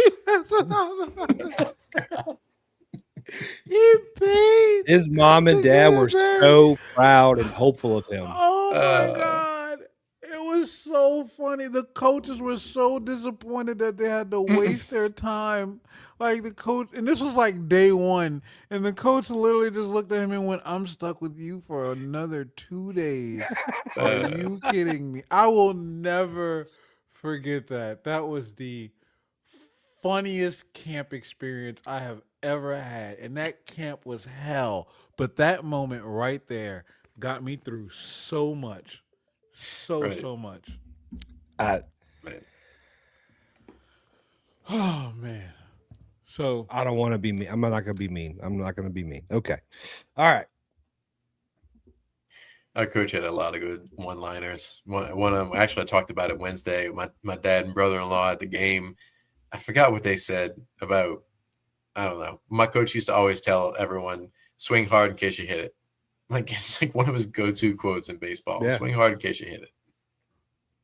Yeah, it's like You the know old what? signs reference. I kind of like that. Yeah. Swing hard in case you hit it. You're I like probably that. not, but because okay, Right. so I'll be mean. But if you do, It ain't going nowhere. I was coaching 15 and 19-year-old kids, and I'm gonna call him Didi. He was like a 60. He actually became a Marine. It's kind of really weird how that happened. He was like 5'6", $130, high school sophomore, junior. You'd think, you could throw a baseball. He couldn't throw it from second to first, getting it halfway. So I had nowhere to put him but second. Every time there was a ground ball to second, I would just hold my breath. But it's an uplifting. I'll give you an uplifting story. We're playing it's a city league, and we're playing this team, and we're up on them pretty good. You know, the it's kind of like today when Lynn said, "Well, Lackenmeyer's come in, he can't lose the game." So we're sitting there, and he comes to me in the dugout while we're at bat, and he goes, "Coach, I want to pitch." And I went, "You signed a waiver, right? Because I don't feel safe putting you out there on the mound." I had him go get his mom and ask her for permission for me to put him on the mound. And I looked at him and said, "Can you make it reach the plate?" He says, "Yeah." I said, "Buddy, this is gonna look like slow pitch softball. I don't know what you're gonna do, but I'm about it. To hell with it. Let's go." And they had their order coming up. I didn't realize that part when I did it. So, but the best part about it, I put him on the mound, and I could look across the field, the dugout. They're all like pit bulls after like fresh meat on the ground. It's just they're salivating, and he's lobbing them in there, 42 miles an hour, 38 miles an hour, rainbowing. And I was like, I looked at a buddy of mine. I was like behind me, who was just there. And I said, "This kid might die. If they square one up and hit it back at him, he might die." I said, I don't know how I feel about this. Comes up, best batter on their team. 1, swing and miss. 2, swing and miss.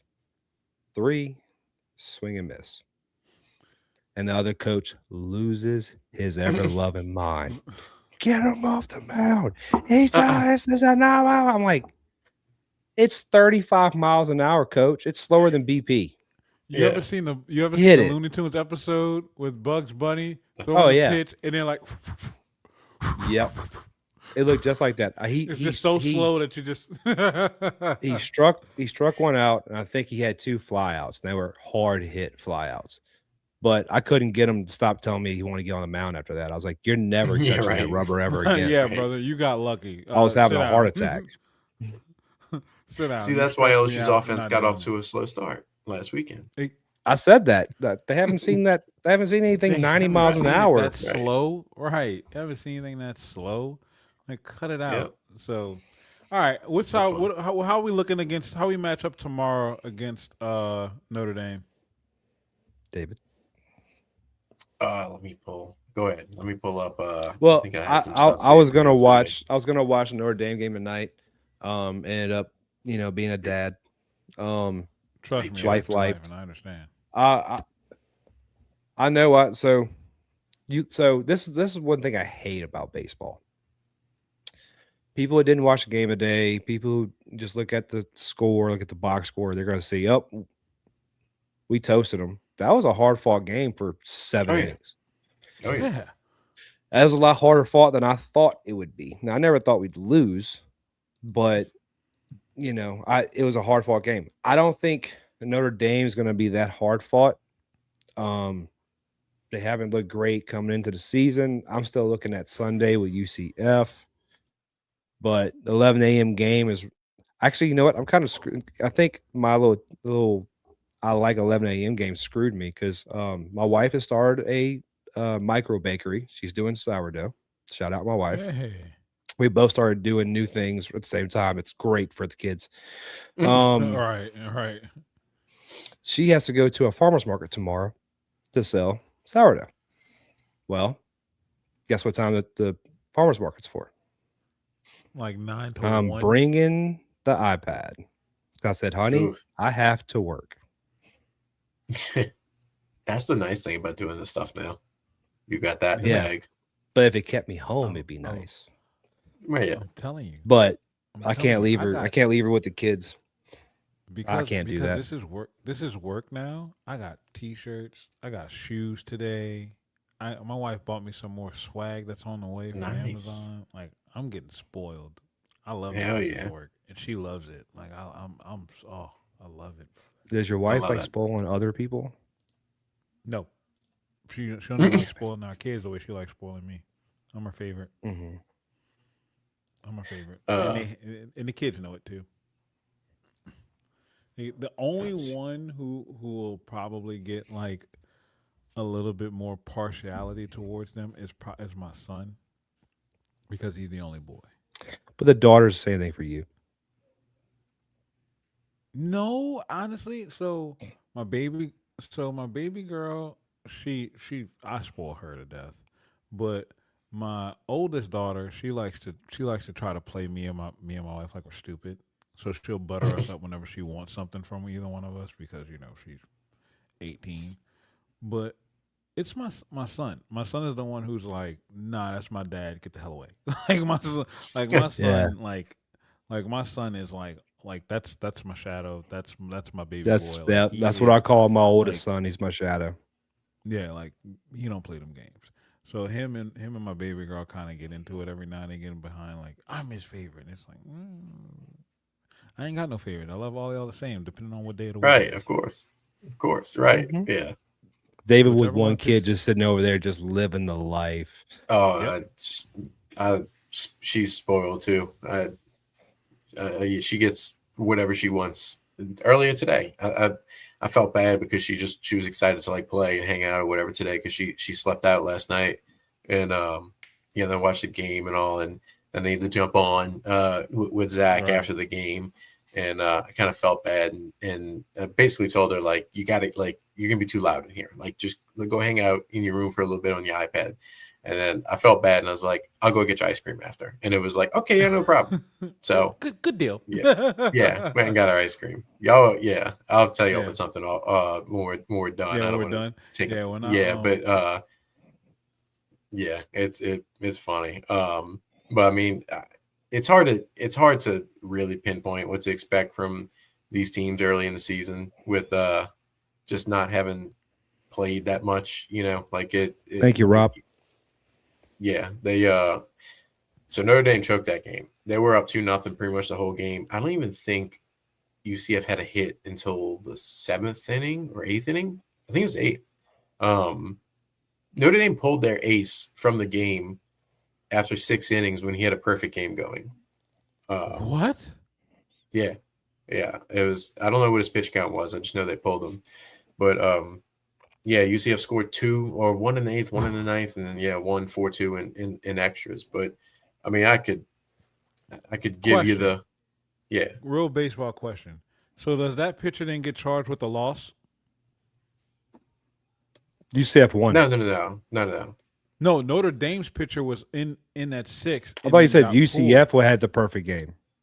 No, Notre No, Dame. Notre Dame. Notre Dame had the Notre Notre Dame. perfect Dame. game. Yeah. No, he So left that the game so with them winning. So no, even if they okay. were All Yeah. right. tied, All right. yeah, All right. All right. yeah. Um, but the That it's going to be was another lefty tomorrow, we believe.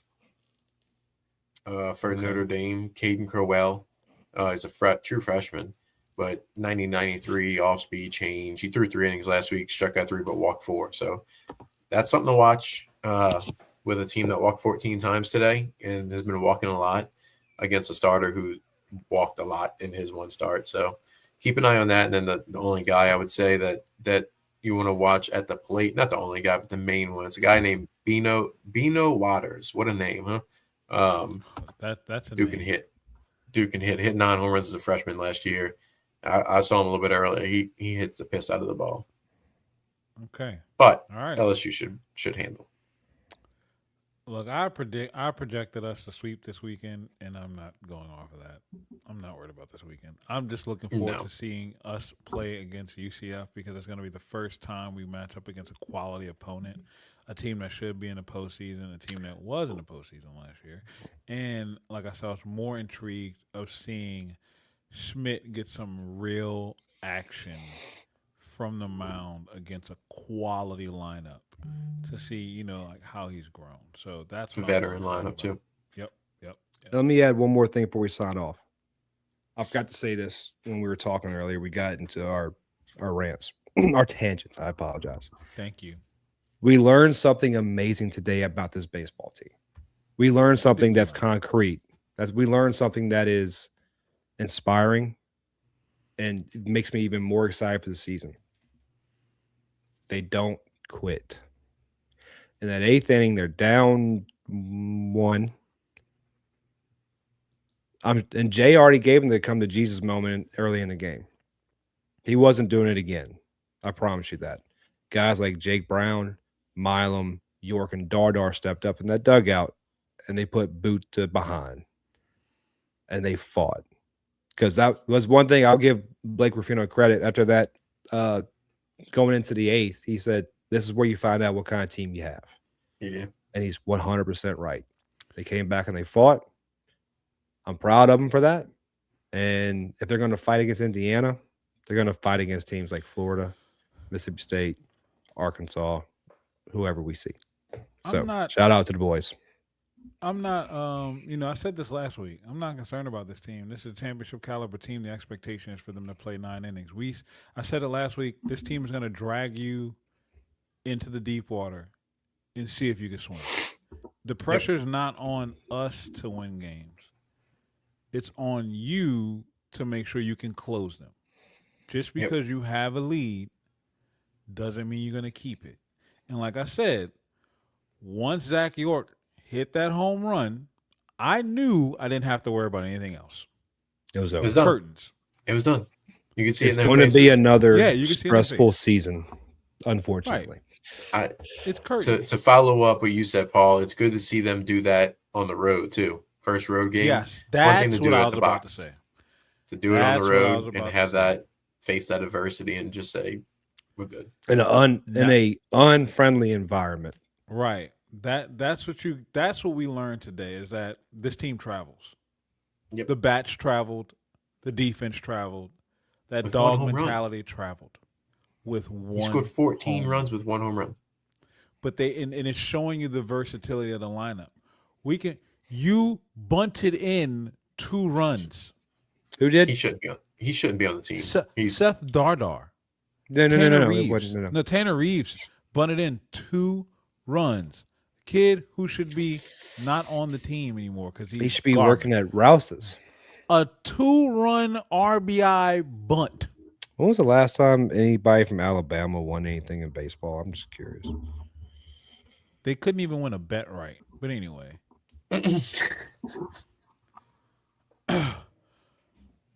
This team travels. They're going to drag you into the deep water and make sure that you can swim. So you better have your goggles, you better have your mask, you better have your flippers, because if you're missing any pieces of equipment, you're going to drown. See Indiana, see Milwaukee, see Notre Dame coming up tomorrow. Hell, Nichols, you weren't even in the pool. Sorry, buddy. The idiot pulled Luke Holman and didn't even get to place the bet. You dummy. You dummy. You dummy. The best part about it, at the Red Stadium, where Pete Rose was a manager and a player. How ironic. Rest in peace, Pete Rose. Any final words before we sign off, fellas? Just be patient and relax. We've been trying to tell you since before the season started. Just enjoy the ride. There's going to be adversity. There's going to be issues you need to work through. Just chill out and just trust Jay Johnson. Go eat an edible. Go smoke a cigarette. Go do whatever you need to do. Walk away from the game for a minute. Please. There's 9 innings. If it's a third, it's going to be there in 10 minutes. Look, I'm going to say this. Just be a human. No. Just be a decent human. Because my wife told me something today as we were leaving Baton Rouge. You know, drive up there. My wife and I talk all the time. We drove up there. We talked on the road up there. But she saved this story for some reason. I don't know why. But she went to McDonald's today while she was on her lunch break to go use the bathroom. And they had a woman apparently that was breaking down crying in the parking lot. She was sitting outside the McDonald's, didn't ask my wife for anything, playing gospel music. And she said, I didn't even pay attention to her. I knew she was there, but I didn't acknowledge her. Went to McDonald's, she came inside, and I heard the gospel music playing behind me. I turned around, and I saw her in her face, and I could see something was wrong.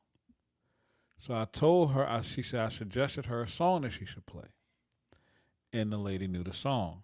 So we kind of talked a little bit from there, but then she went back outside and sat in her car. She said, when I was leaving out of McDonald's, I saw her sitting in her car and she was just pouring down crying. My wife said, I went up to her and I told her, I said, look, my husband is very spiritual and so am I. We're very religious. I want you to know that whatever you're going through, God is there for you. I don't need to know your story. I don't need to know anything that you're dealing with, but just know that while you may have a bad day today, it doesn't mean it's going to be a bad day tomorrow and that you can get through it. And the reason why you're having a bad day is because you need it. Because you, exactly right. She said that the woman's response to her was, ma'am, I couldn't thank you enough just for smiling to me. Because people would see me like this and walk right past me and not even acknowledge me. I try to end every show by telling y'all, just be kind. It costs you nothing. And you don't know how impactful your smile is to someone. You can truly save someone's life just with a simple hello, good morning, good evening. I see you. You're right. Be the difference that you want to see made in the world. If you want to complain about how rude and irritating and nasty and bad people are, then don't be someone who's going to be quiet when you see someone that's struggling. Or, better yet, don't be someone who's going to be quiet and ignore someone when you see them, period. Yep. You want the world to be a better place? Start with yourself. Be that change. Be the difference. Do what's right. Be the difference. It doesn't cost you anything. And I'm telling you right now, more than any time before, we need a little bit more smiles around here. And I'll say this from experience, fighting stuff I dealt with. Mm-hmm. When you're nicer to other people, they're nice to you. Yes. Your day gets better. It's funny how that Even works. if they're rude to you, you can walk by them and say, you know what? Because that's my thing. When I go to register, I'm sorry. When I go to register, if I see the person's having a bad day, I go, hey, what's going on? Tough day? Hey, you know what? Could be worse. Could not have a job. I'll usually don't say stuff like that. But like I say, could be worse, you know. There's always a silver lining to it. There's always a silver lining to it. Like I said, God will not give you a battle you can't win. And if you do lose that battle, it's because you needed to lose it. Like I say every time I'm here with you guys, I want y'all to remember God loves you. God loves everyone. Absolutely. I think there's no better way for us to sign off than with that. Love you, boys. God loves you. Yep. Love y'all, boys. We love y'all in the chat. We can't thank y'all enough for being here with us tonight. We will be back hopefully Wednesday. We're going to get with David and talk about his upcoming schedule because my man's got to get some rest at some point. I'm gonna drag you out back on here this weekend, probably. AP, just letting you know. Oh no, I'm for it. I'm here for it. I'm here for it. And get to it. Don't forget to like and subscribe. Timeouts and tangents. Shout out Austin. Yep. Go like and subscribe. Fourth and Go. Please. Why aren't you? Don't forget to go read David's work at the Go Team. And go like and subscribe for Go Deep Dive. And whenever they make the X, balls deep. Whenever they make the X, go follow that. I'm telling you, they're gonna have me on the soundboard for it because I'm clipping myself and I'm sending a file to David. I want to hear that the radio call where it's going, and then you just have AP come in. Balls deep.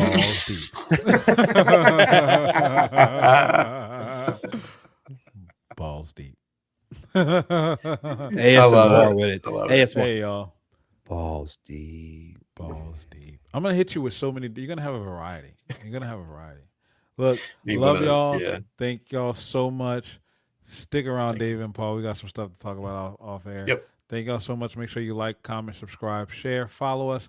You know, the free things that you can do. We want to keep making this content for you, and we're going to be here as often as we can. Thank y'all. God loves y'all. Y'all be blessed. Get your rest tonight. See y'all tomorrow, and go Tigers, baby.